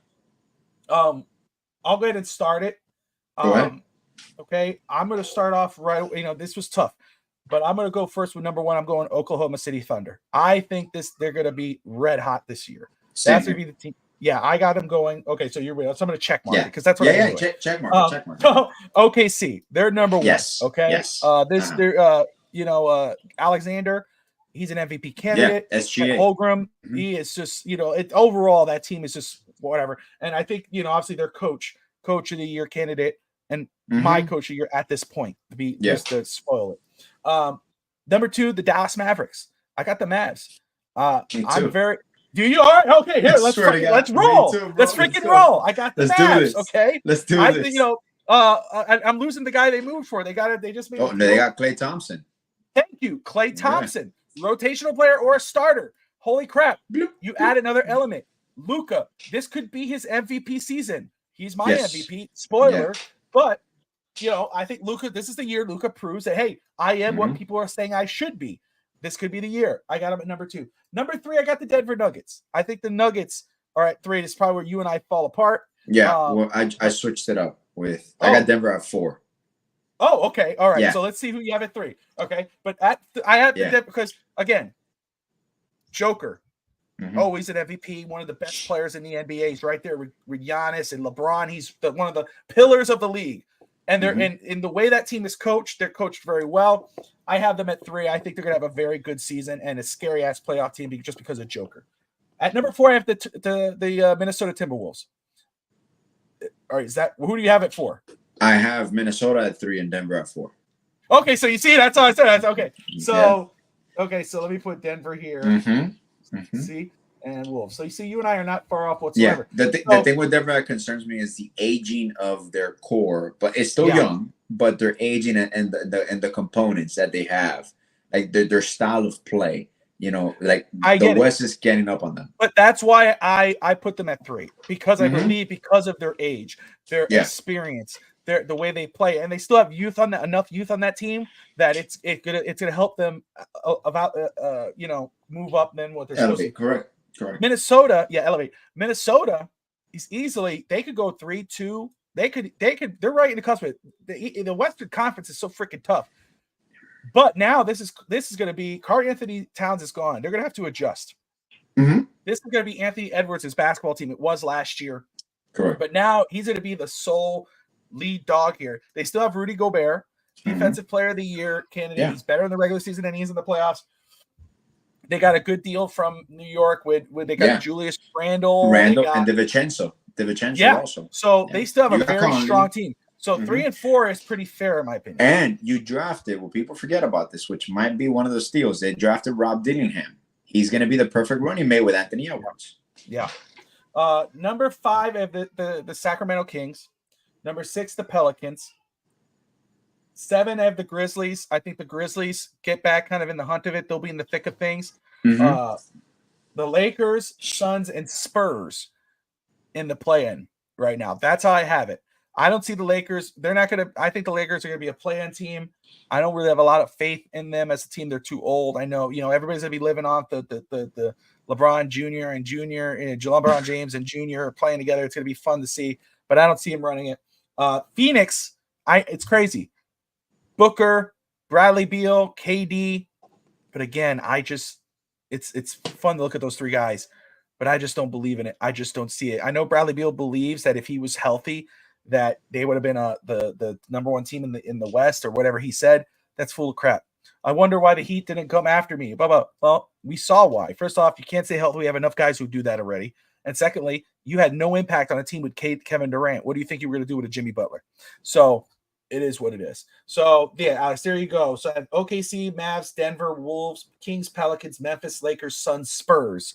Spurs, I'm excited about seeing this year. I think this is the year the Spurs, I think Chris Paul makes a big impact in regards to just a veteran presence, but I think they sneak into the playoffs as a play-in team. How do you see the West playing out? I already told you, I got Minnesota and Denver, and like you mentioned, now Anthony Edwards is the face of the franchise. He was already, but now he's a go-to star. And to me, spoiler, I think he's going to be top 2 in MVP this year. Number 5, I actually got Phoenix. I believe Phoenix, after last year, they do have more of a style of play that they've grown accustomed to, kind of like a pecking order. And if they're healthy, the fact that they signed Jones as their point guard, that's one of the key additions this offseason, that they got him at a minimum deal. They have him to run that offense for them. So now Beal, Booker, and Durant can play more of a natural position. So I think that they're going to be at 5. At 6, I was between Memphis and the Clippers. People are discounting the Clippers, and I do believe that the Clippers, I know they lost Paul George. And it was tough to let me – I wanted to put him on there. I just couldn't. Yeah.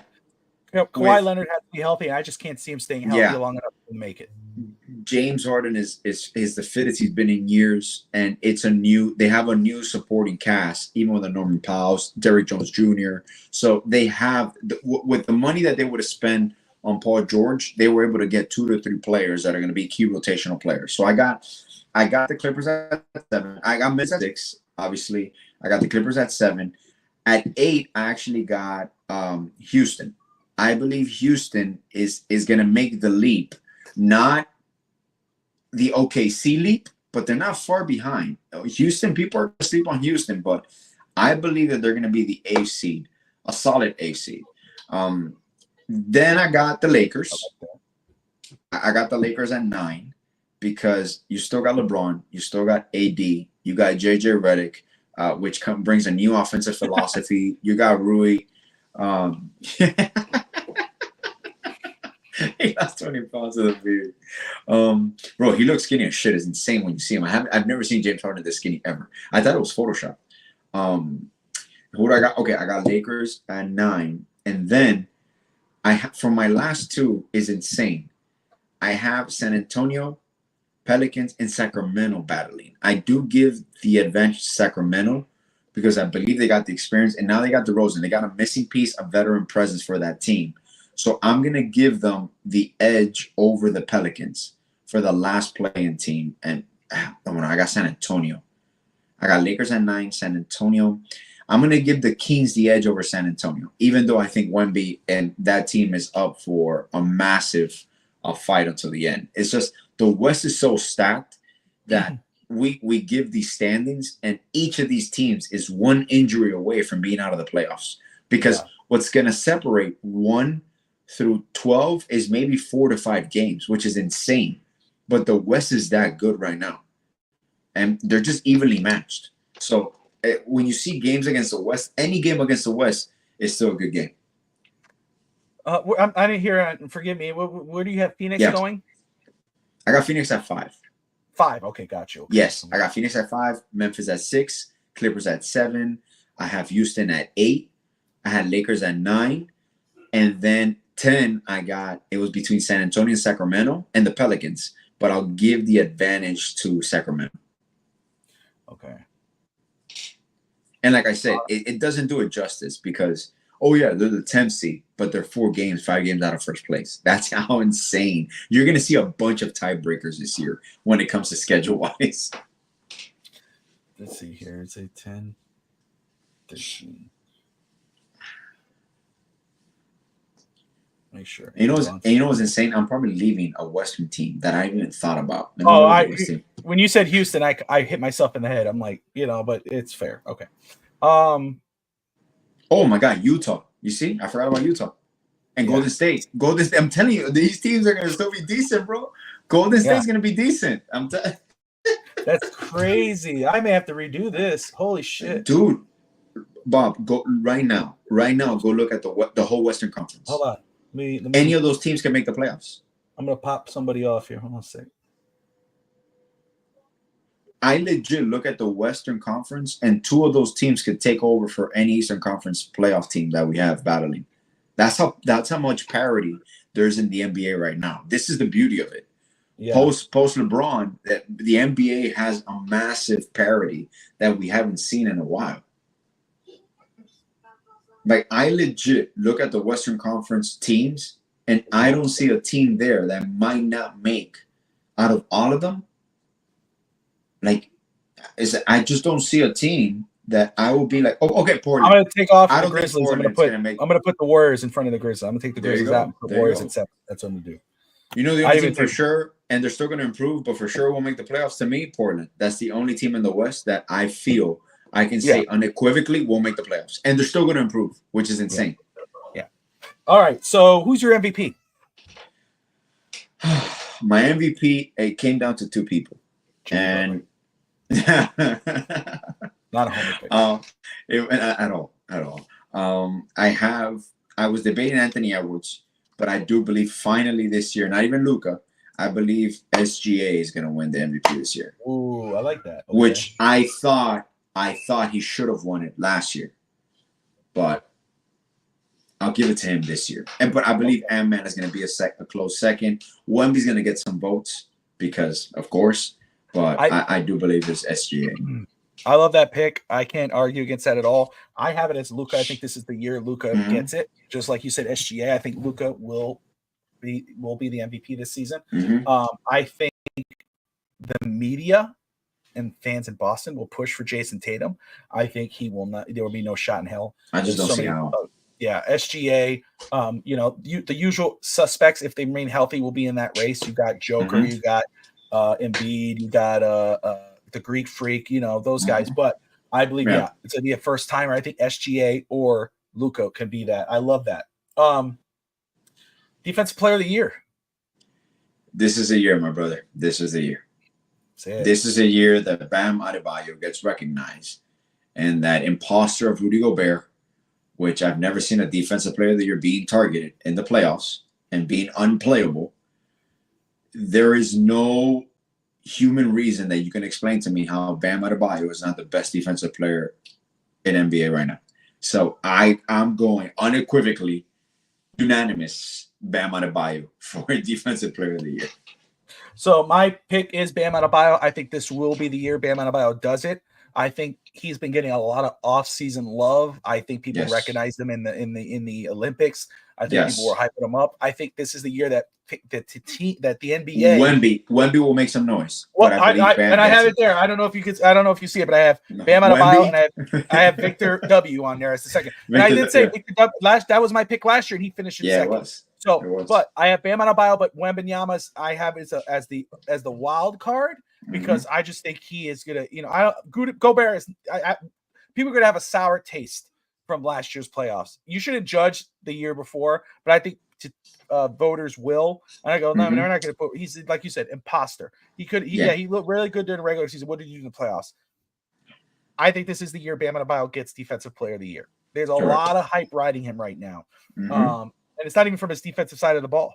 It's the offense that's going to get people to start watching him, and the defense is going to hit the nail on the head. But I got Victor Wembanyama as a wild card. Rookie of the year.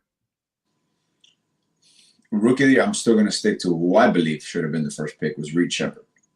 I think he's going to win Rookie of the Year. I think you're not far off. I think he's a popular pick.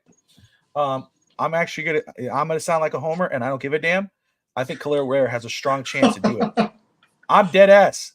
Defensively, the way he fits with Bam Adebayo, I think you're right. I don't think he starts right away, but I think once that halfway or second, there's a 2 quarters into the season, he starts to get more minutes. Yeah, 3-point shots, Bam playing off him. The way he looks offensively, defensively, what he can do, I think he has a very strong chance on a very good basketball team that people are going to take notice of him, and he's going to have that shot to be the Rookie of the Year. He's my Rookie of the Year right now, and I'm dead serious. And it is a homer. You could call me a homer, but I truly believe he has a very strong chance to do it because of what he offers the Miami Heat. I mean, when you have someone like Brian Windhorst, who is not allegiant to Miami at all. He doesn't ride on the bandwagon of the Miami Heat. He's a Lakers guy because of LeBron, and he focused on all the other teams minus Miami. When he even comes out and goes, dude, have you watched this kid? Derek Lively with a 3-point shot. Trust me, the NBA will take notice. They already have. And I think he will be in that conversation. But he is my prediction. He'll be in the conversation, absolutely, no matter if he wins it or not at the end of the season. I truly believe because of the role he'll have on this basketball team. But my pick for sure is Ware. I think he will win Rookie of the Year. Book it. Moving on. 6th man of the year. You already said it. You have Jaime Jaquez. I already said it. I have Jaime Jaquez. People don't realize that he's going to be the emphasis of that second unit. And once again, these are just optics because when Tyler Hero won 6th man of the year, he was averaging starter minutes. So it's just the fact that you're not starting the game, but you're going to be finishing the games. And now Jaime Jaquez is going to be the focal point of that second unit. He's going to be handling the basketball. They're going to be playing around through him. So I think, and defensively, he's also improved all around. And he has a better supporting cast with him as well. So I think all is in the making for him to win 6th man. Could there also be other possibilities? Absolutely, 100%. There's a lot of teams have depth, but I genuinely believe Jaime will be essential to his team's success as a 6th man. I love it. I could see it. Jaquez is special. You know how I feel about Jaquez. But I actually have Buddy Hield, who's now on the Warriors. I think with the loss of Klay Thompson, he could be a big focal point off that bench. I think it's crazy to think I had him as my 6th man, and I totally misplaced the Warriors on my playoff list. Yeah. And I have 7. I do think he has a very strong chance to win 6th man of the year. I think, offering that 3-point shot off the bench in a rotational role is going to offer him a strong opportunity to win that award. And, I think Steph Curry is going to do very well this season. I think he's going to focus on that as well. Let's go with most improved player of the year. Who do you got? Most improved player, I'm going to stick with Golden State, and it's going to be Kuminga. Even though Wemby's going to get also Wemby's going to get votes, and he might win most improved because his numbers are going to skyrocket this year in comparison to last year as well, all across the board. But I do believe Kuminga with a new role, with Thompson being moved, and now them embracing this youth, I believe Kuminga is going to be one's going to be most improved. All right. And then let me make sure here. I'm not crazy. All right, cool. And for me, Bam Adebayo, most improved player. Wow, okay. Defensive player of the year, yes. But when he adds that 7 3-point shots a game, 5 to 7 3-point shots a game, and he's making them, and he adds that extra element to his offense, you're going to start hearing people say, "Oh, this guy's really legitimately a top 10 player in this league." That's going to make him the most improved player in this year, and that might add him into that "quote unquote" later on MVP conversation. Not this season, maybe not next season, a couple seasons out, because of that added extra element. Once he gets into his natural role, we all know what he wants to play, what role he wants to play on this Heat team. He's starting to adjust to that role. He's not going to start at it right away. He's going to be this 5, but eventually he's going to move to the 4. And that's when you're going to see a more free Bam, a Bam who spreads the floor, a Bam who probably kind of mimics a Chris Bosh type of role back in the day. I think you start to see that element this year. We already know how great of a defensive player this year that he already was, and we think he's going to win it defensive player this year. But you're going to see a different offensive Bam in offense. We know what he could do. We know how he spot up jumpers in midcourt, in the paint, all that. You're going to see him space the floor. You're going to see him passing the ball. I'm telling you, this is going to be a player where they go, holy shit. And we already know he can, but I'm talking about the NBA. They're going to go, this guy plays all 5 positions. He could do it all. Yeah. And this is the year he'll win in most of the player. Yeah, because they're going to go, where was this Bam offensively? It's always been there. It's just he hadn't added that 3-point shot to his game yet. Now, again, he didn't necessarily have it, but he had offensively, he was still a very good player. But you're going to see a more aggressive Bam. You're going to see a 3-point Bam. So, yes, I think he's going to win Defensive Player of the Year, and he's going to win most improved player of the year because of the added offensive element to his game this season. Coach of the year, who do you got? You know what? I also believe, depending on how much we overperform, I believe this was Spo's year, because he's never won Coach of the Year. Not that he needs it, but he was voted once again as the best coach by NBA GMs. But I'm not gonna make the pick because I do believe there's gonna be another coach that his team's gonna overperform as well, and is Houston. And so I'm gonna go with Udoka. I think Udoka is gonna win Coach of the Year. Okay, that's a good one. But Spo could genuinely come and take this award depending on how he. If he coaches this team to the 3rd seed in the NBA playoffs, absolutely 100,000%. And what if Kawhi Ware is his Rookie of the Year, and Bam is Most Improved Player and Defensive Player of the Year, and they're the 3rd seed, your prediction, right?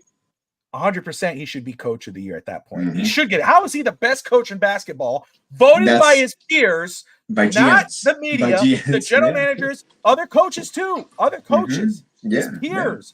He's the number 1 coach, but not Greg Popovich. And Pop is right there. Is at Coach Spo. Yeah, he's never won Coach of the Year. Makes no sense to me whatsoever. That's the media. That's how stupid the media is. By the way, Mark Dagenot, I'm butchering his name. Oh, from OKC. Yeah, I have him as the Coach of the Year for me. Yeah. I have him as my Coach of the Year. I think with the MVP, I think your MVP, that team in general, as it continues to get better, I think they're going to be the number 1 team in the NBA in the Western Conference. I have him as my Coach of the Year. And that wraps it up. I mean, regardless of NBA predictions. There you go. So hold us to it. We're about an hour and 43 minutes in. We can roll for another 15 minutes. But I want to ask you, Alex, very quick. Yeah. So obviously, I'm going to hold a lot of my opinions for episode by episode, actually, of the McMahon DVD. But you told me you were watching that, so I'd love to hear, man, your thoughts on. I finished the documentary episodes 1 through 6. It was a lot of fun to watch as a wrestling fan, as a I guess like you want to say a historian, somebody who loves the history of it all, but also very enlightening as well into the kind of mindset of Vince McMahon. But what were your thoughts on it, man? Well, you know what? As I was watching it, and obviously because they make the announcements, this was before the news broke and the settlements and all that. If the settlements would have never broken as a story, if we would never found out that he had settled with all those women and the accusations and all that, because what you're seeing is a person that believes so much in what he saw for the future of the sport that he doubled down on himself and tripled down on himself. And to me, the roles that he played were such an essential part of the growth of the company that McMahon became synonymous with wrestling success, entertainment, and he built this from the ground up. He revolutionized the sport where he took it from a regional sport and he made it a national, basically like a monopoly of wrestling. Was he a hell of a businessman? Yeah. Did you see the signs of the inhumanity even as a family, and the family rifts at times with Shane and Stephanie? That was always suspected but never confirmed until this documentary. Exactly. Crazy. And And the way they paint it out is true. Shane is the good guy, and he will do anything to impress, and he's the go-getter. Stephanie's more of the cutthroat, but now you see Stephanie's not part of the rest of the company anymore. So when you see all this evolution, and you start seeing, it's like, wow, man, like, was Mr. McMahon, his personality created based on his own like alter ego and the things that he really wanted to do? Because at a certain point, you realize that he's eccentric in that he likes to be part of the show. So there's definitely an ego there where he's creating, but he's calling the shots. To me, the craziest thing was when he is sitting behind the scenes and he's telling the announcers what to say. So Michael Cole is just repeating what he's dictating. And I'm like, holy shit, Vince McMahon went from being the voice of WWE on camera when he started, and yet he was always the voice of WWE. And it's just the amount of control in any organization, which, by the way, structurally, no other organization usually functions like that, where one person controls absolutely everything. Everything. And I'm like, wow, that was almost like a dictatorship, to the point where wrestlers, to me, like I always say, even in coaching, I like to put the humanity in these things where wrestlers are giving their all for you. I understand it's a dog-eat-dog world, but just because a wrestler is injured and he can't perform, he still should have a salary as he's recuperating and all that. So as kids, we didn't know what that was. Now wrestlers are compensated and their schedule's much better. There's more practices for the health. Even when they start talking about the concussions and the roid era of WWE, the way it affected these people, it's like it's so much of the epitome. Like my father always used to say, you want to know the artist, you don't want to know the person. And it's kind of like you wish that always stayed with you.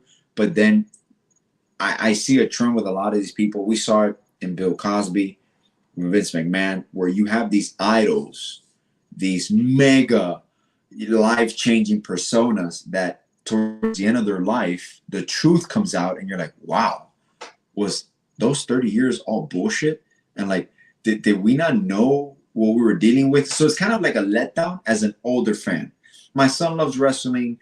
The youth, wrestling is getting interesting again. But I always love those docuseries where you peel back the curtain and you're like, how did it really happen? How did it grow? And you got to give it to him. He had a vision and he had a strength within him to make that vision a reality at all costs. Yeah. No, again, it's true, right? You never want to meet your heroes and all that. You kind of see that here. I mean, I'll say, pro wrestling wouldn't be what it is and where it got to if it wasn't for Vince McMahon. I mean, he is what it is. And it does suck because at the same time, you're like, you love the art. He gave us this fairy tale world to celebrate and go crazy for. He created a lot of characters we grew up loving, with The Rock and Undertaker and Hulk Hogan and all these guys. But then you see the person and his story, you kind of go, damn, he came through an up and up. He got it rough. Yes. What's up, Tristan? Tristan loves wrestling. Yeah, he does. Yes, he does. I love wrestling too. Yeah, I love wrestling. You and Jake. Tristan and I, we wrestle all the time. I beat him yesterday. I beat him 1, 2, 3 in the middle of the ring. It had to be done. Power bomb right there in the center of the ring. 1, 2, 3. And every time he finally raised my hand yesterday, but usually he attacks me. He says, who's your favorite wrestler? Theo Alex, who's your favorite wrestler? Yeah. This is from saying. I'm here. There he is. Okay. I'm good. So this is Tristan, guys. This is my son. Yes. Who's on my wife's account asking Theo Alex who's his favorite wrestler. Well, Tristan, my favorite wrestler is, you might know him now as the final boss, but my favorite wrestler is The Rock. Always has been. He's the most electrifying man in sports entertainment. The people's champ. The people's champion, The Rock. Oh, there goes Grandma. Grandma says The Rock too, Tristan. Grandma says The Rock. Absolutely. For me, my son knows this, but I'll say it because he's asked. I would say Hulk Hogan. That's right. It's Hulk Hogan. Hulk Hogan is my third favorite. But yeah, it's Hollywood Hulk Hogan was my favorite growing up, is my favorite. I'm not, and this is for everyone else wanting, Hulk Hogan. I'm not talking about outside the wrestling ring. I'm talking about the character. Yeah, the character, the persona, the character. All the extra stuff. Yeah. That's my boy. That's my dad. He makes me so glad. I love my boy, my pride and joy. That's his thing. He calls that's my boy. That's my dad. He makes me so glad. Every morning, Alex, I'll tell him before he gets in the car. He says that? Yeah, his grandmother lets him out, and I'm waiting in the car and he gets in. And so he's all, tired. And I go, my boy. And he'll go, my pride and joy. I go, yes, you are. Get in. So that's where he goes, So it's so funny. So, but anyway, I'll tell you what, watching that series was great because I've always wanted to hear his perspective of things, the creation of the WCW, Hogan joining WCW, NWO. We heard some other stuff that I knew about, in regards of the Ring Boy scandal without Trish. Yes, I'm not going to get too far into it, but the Ring Boy scandal, that stuff, fast forward. It's crazy because all the scandals that came out recently, it's like, they painted a bad picture, blah, blah, blah. Well, the fact is he said it multiple times. If you weren't listening, you had to be paying attention. He admitted to affairs. He admitted to this and that. He said his favorite thing was, all that whatnot. He said all that. Of course. And then this stuff comes out. It's like, and of course, Bruce Pritchard, who came on there, he's big in the backstage. He has a podcast. But he was out there. I didn't like the way you guys did it. You painted him as an announcer and this and this. Well, yeah. First off, I mean, that sells, right? But honestly, though, I would say for Bruce, I understand he was still working with McMahon at that time and probably still loves McMahon, as he said, McMahon. And that's the other thing, right? John Cena never came out and criticized Vince McMahon. People go, how can you not? How can you not? Well, they have a different relationship. That's, McMahon's very close with these guys. A lot of them say he's a father figure. They're not going to come out and throw rocks at him. To them, they're like, yeah, I'm not, Alex, you're my brother. But if it came out that you did something like that or vice versa, you're not going to be, I'll just speak on my behalf. I don't speak for you. But for me, if I find out there's something that happened like that, yeah, I'm not going to agree with that. I'm going to be like, but that's private. I'm still going to stand. You're my, I'm going to stand behind you. I'm going to try to help you. Me as a human being. Absolutely. I know you differently than, there's things that you don't agree with. And you're like, man, that was wrong, bro. You stepped over. But you know what I mean? It's like, it's so Tristan, you beat me up too. You beat me too. You have beaten me. He has to throw the bone out there. But anyway, it was an awesome series. Mr. McMahon learned a lot of things. You talked about him yelling or talking into when oh my God, he did it. And you go, oh my God, he did it. He matches up. I love you. Which is insane. I love you, son. Tristan goes, I love you, boys. I love you too. I love you. And but yeah, there's horror stories about that. That McMahon, he goes, you say this, and then all of a sudden he goes, wow, what did he do? You kill this character, you idiot. Huh? And he's yelling in the ear. So the guy's trying to produce a show, and McMahon's screaming at him. Now McMahon's gone, and Triple H, who's running the show now, he just says, dude, you've done this for 30 years. Just go. And so now if you listen to the commentators, they're more relaxed, they're having fun, they're laughing. Holy crap, look who's here. That's what it's about. Like, we know how great what he did was awesome in regards of building this, empire. But it's like he's moved on. Now look how great, it's better now that he's gone just because he's kind of become stale. But at the same time, it's a better product. But it's also like, hey, it is what it is because he was there. Of course. So it was huge. I think, it spoke truth. Obviously, negativity sells, so they're going to hamper on that. But guess what? They're all true stories. And the thing is, they also talked about how important he was to the organization. I mean, the relationship with Shane was very interesting to see, especially when you're a father to a son. It's like, damn, dude, really? Like, you couldn't just, And anyway, but it all is what it is. So check that out. And then again, we're kind of rolling it back here as we close this out. We're officially back. We'll be back. Usually we'll do Wednesday nights. We used to do Sunday mornings. But obviously off for the last 2 weeks, 3 weeks or whatever. I'm thankful for Finstanza and Steve Malloy and Greg and the OUS crew and all the guys and the Caneswear crew. I'm so thankful for all of them for keeping the ball rolling and continuing with the network and keeping content flowing through the channel and their support. Everyone who's reached out, thank you so much. It is it's a tough time. I'm not going to lie to you. It continues to be a tough time for me and the family. I catch myself, fins up, son. I catch myself, you start to, think back and go, God dang it, man. I was listening to voicemails the other day, Alex, and, just hearing him, just listening to him from 2018 and on, and he was on Fit. Ralph, for those who are tuning in, we have a lot of people watching right now. And my mother says, thank you, Alex, for all your help. Oh, that goes without saying. We're not done yet. I gotta go. I gotta go back and finish a few things. But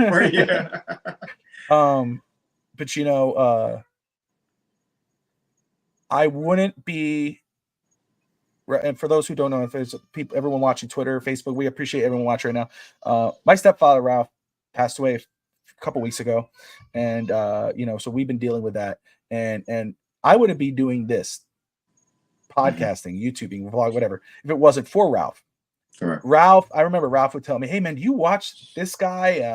Guys who do amazing stuff. Ralph loved them, was Dudley Do Wrong and Reason. And you watch these guys, like, kind of here and there. I don't really, he goes, man, Bobby, because we talk every day on the phone and Dolphins and everything. He goes, you blow them out of the water, man. You should do it. So I said, okay, I'm gonna start doing it. And I was doing another thing at that time on another channel, started doing it there. And then I said, no, I'm gonna do this network.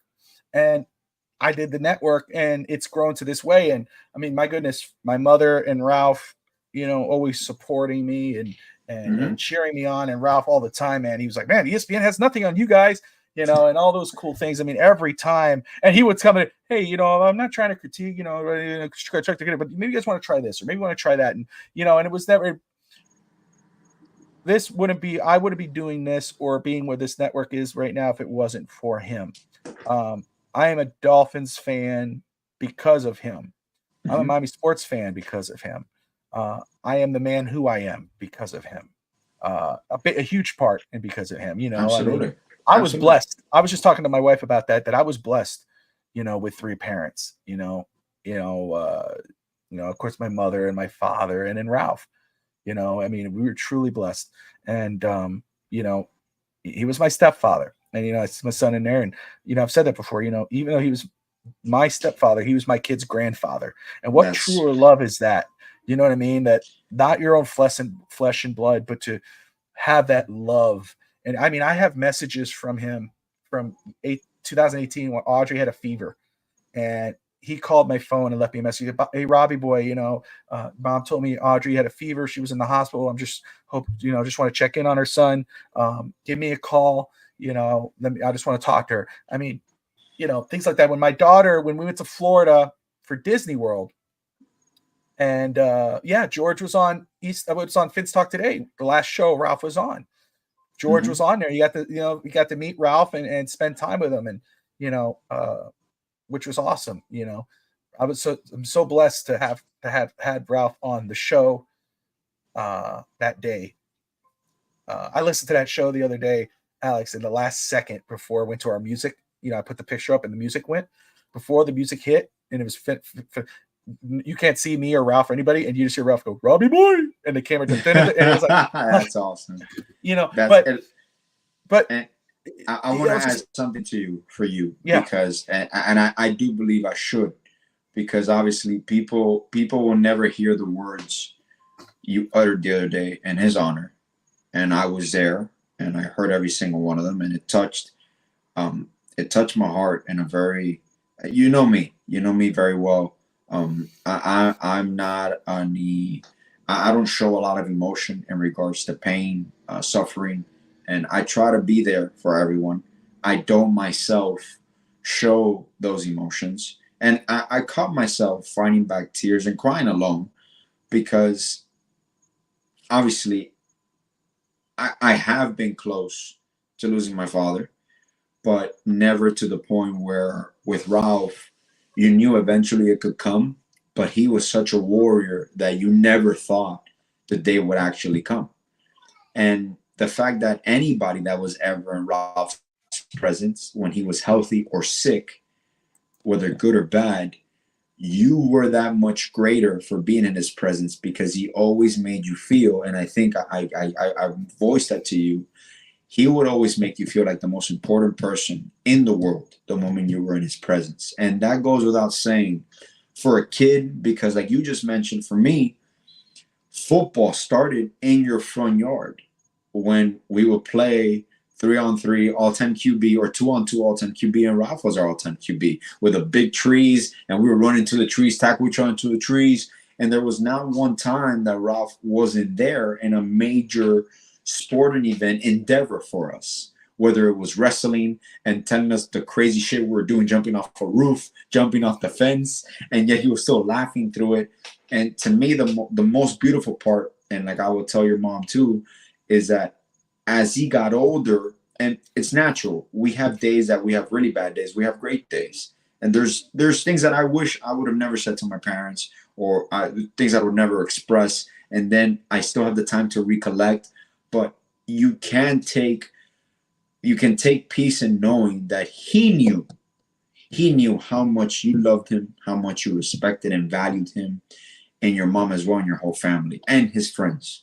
And that to me is a legacy that you leave. A lot of people talk about legacies and what you leave for your family.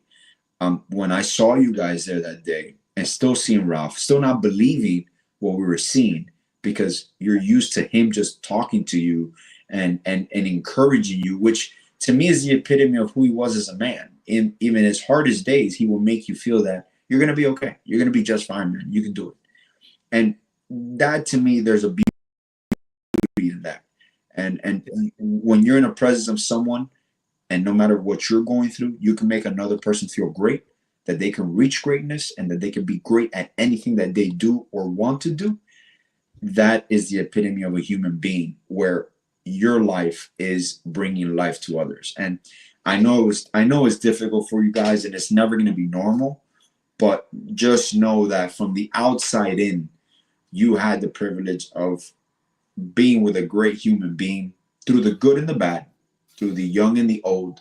And as he got older, he got even greater and even more in tune and more emotional.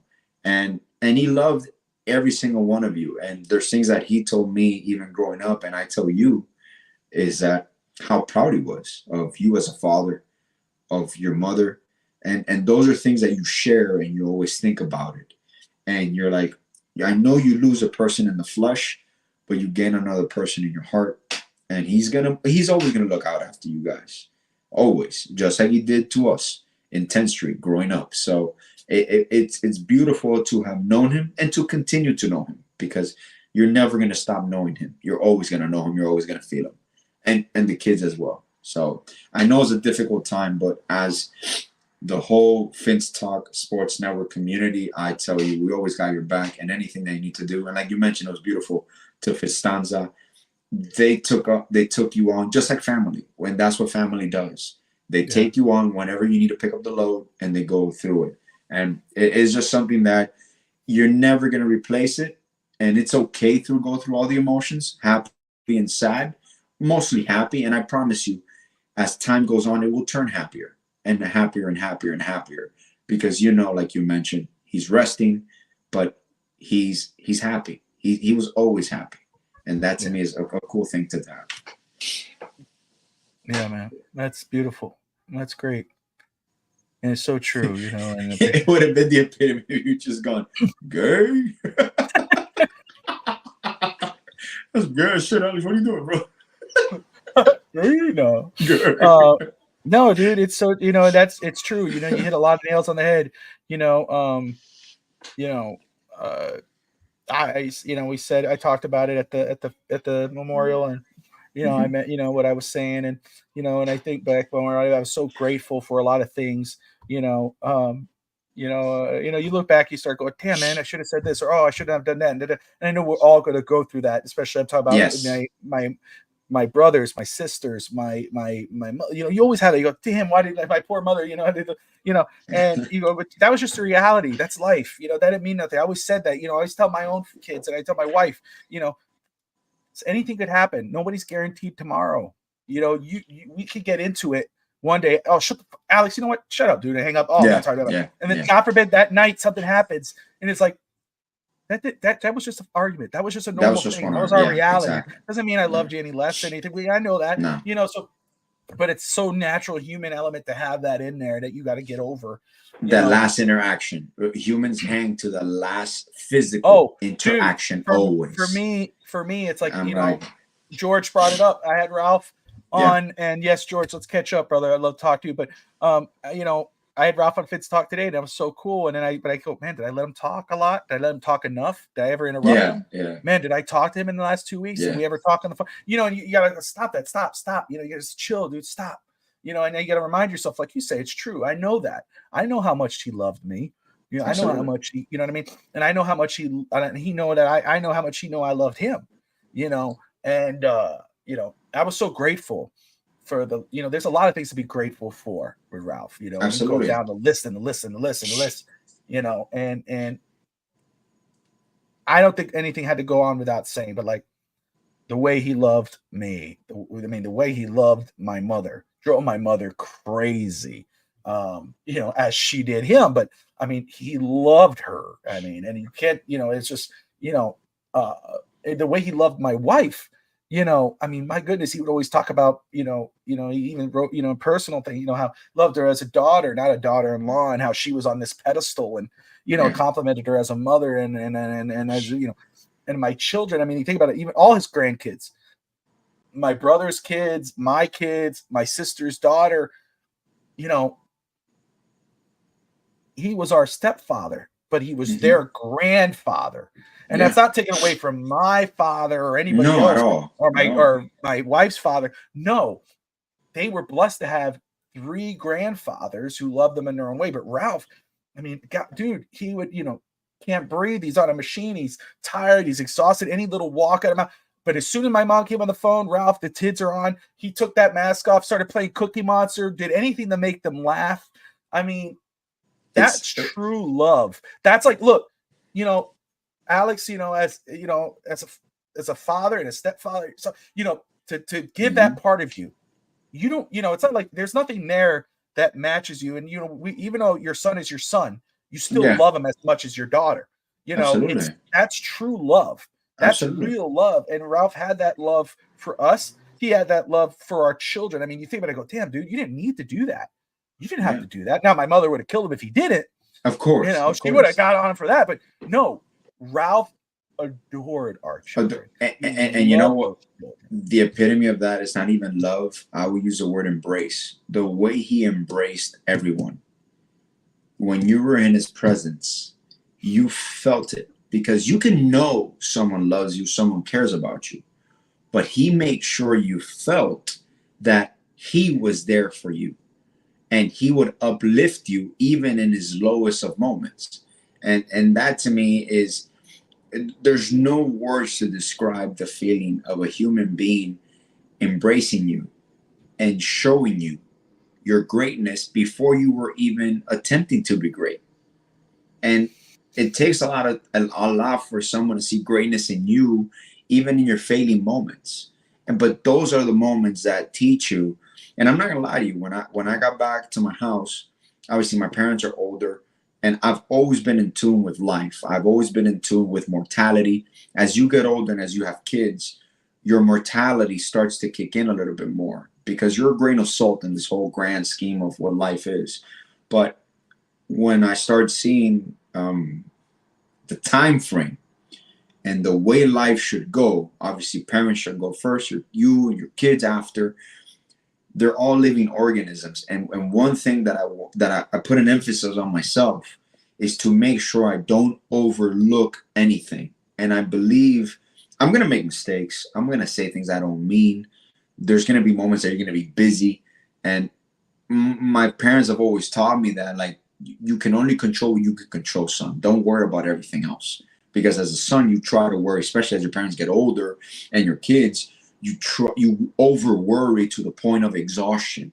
And it also, what I just wanted to emphasize is not to overlook the importance of time and the importance of details and moments with certain people, because we do believe that there's a great beyond and an afterlife, but we do know that also the physical touch is it's so much of what we believe in, that I understand it's just a body. The spirit is gone. The spirit will live forever.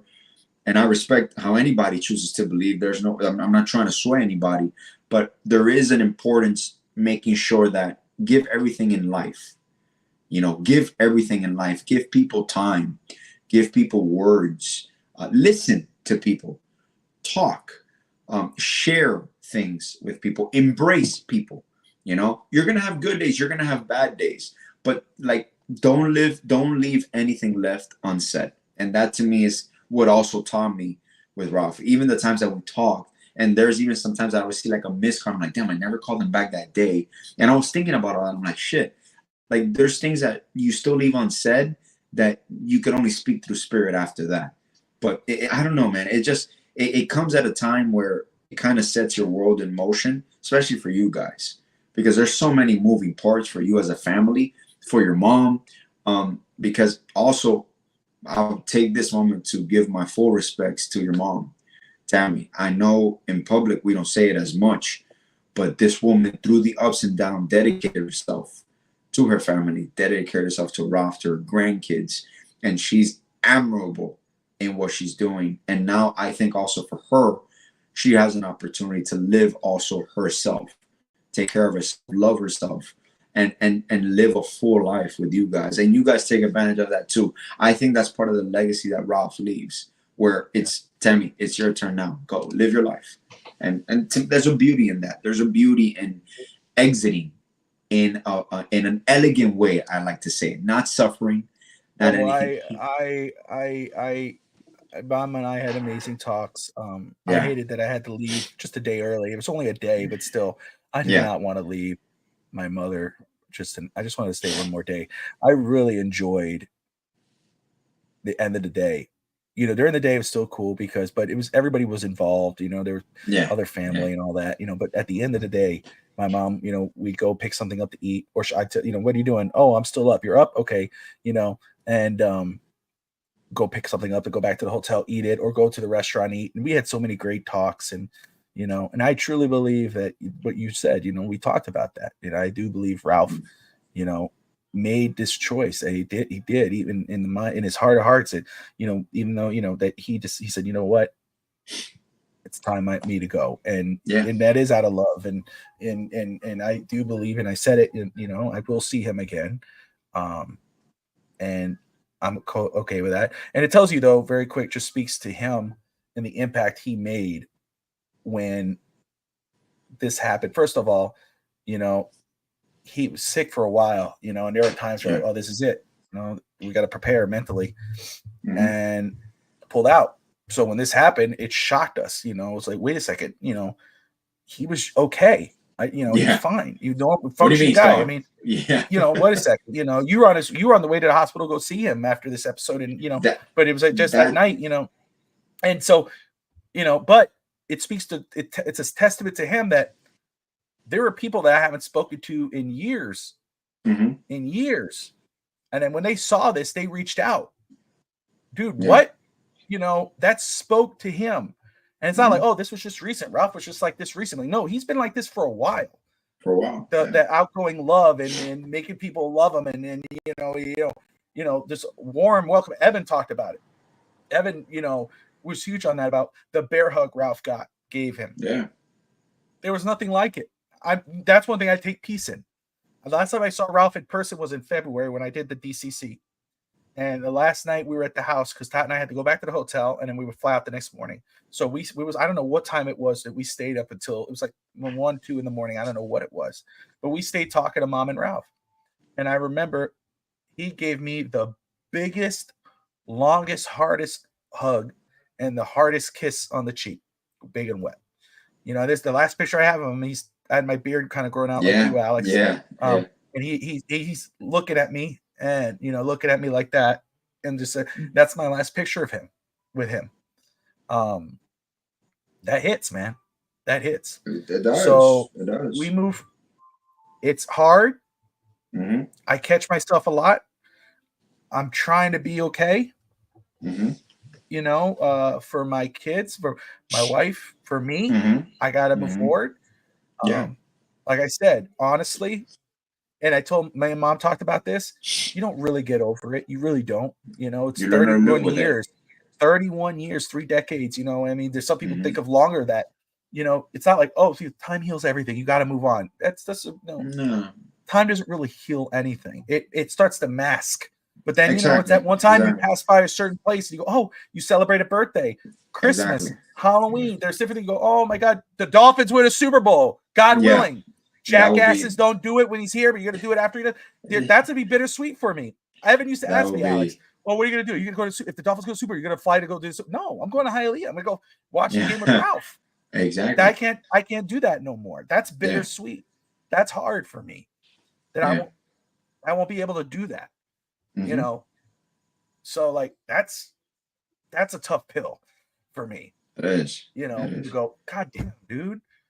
First of all, I know I got you. I got my mom. I got Tati. For sure. Tati's amazing. She's been the best for me.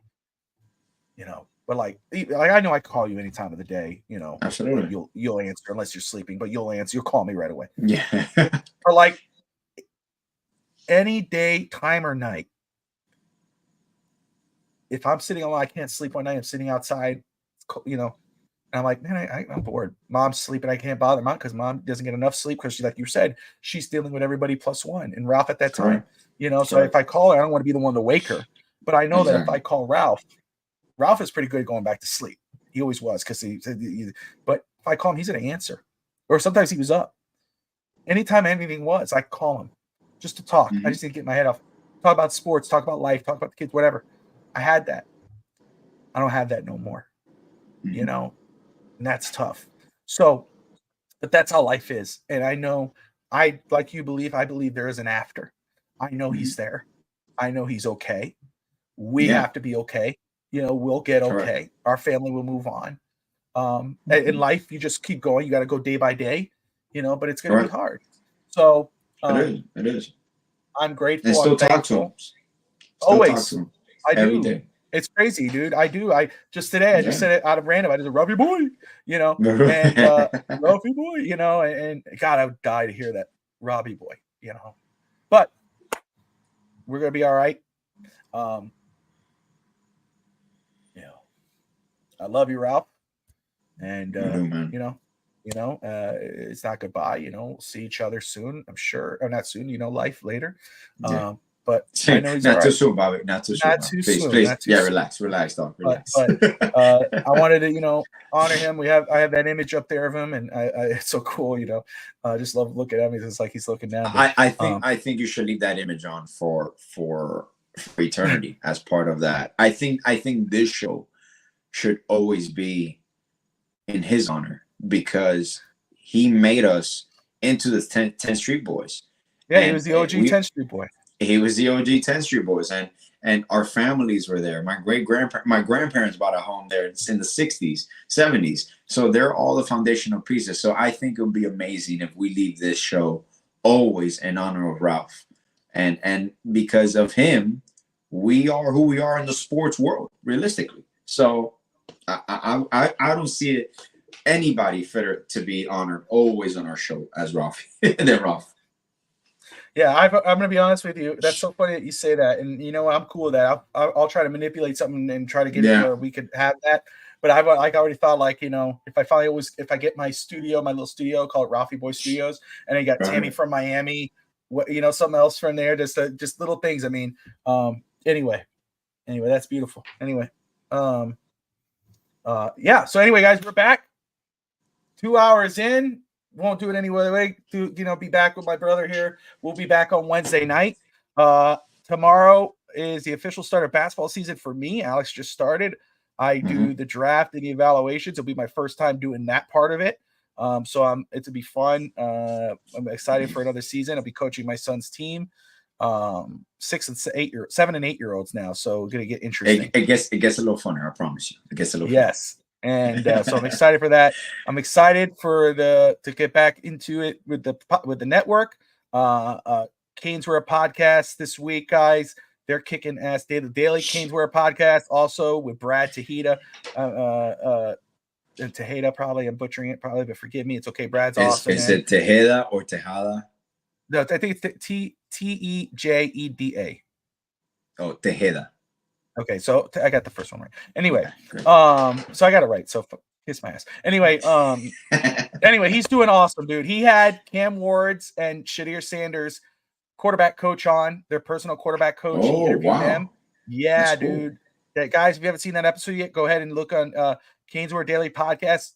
30, I think 3,300 views on that show. It was a great show. The Canes were a podcast on Tuesday nights. Real Talk, Vince Talk on Tuesday night as well. You got we got a Florida Panthers show coming up soon. Working on that. I'm excited for that. Of course, East Century Boys. We got to get Heat content back up on here, but we do that here as well. We will. Yes, correct. Dolphins, wrestling, No Holds Barred, and Real Talk Wrestling, fantasy football with Once Upon a Sunday. We got baseball playoffs just started.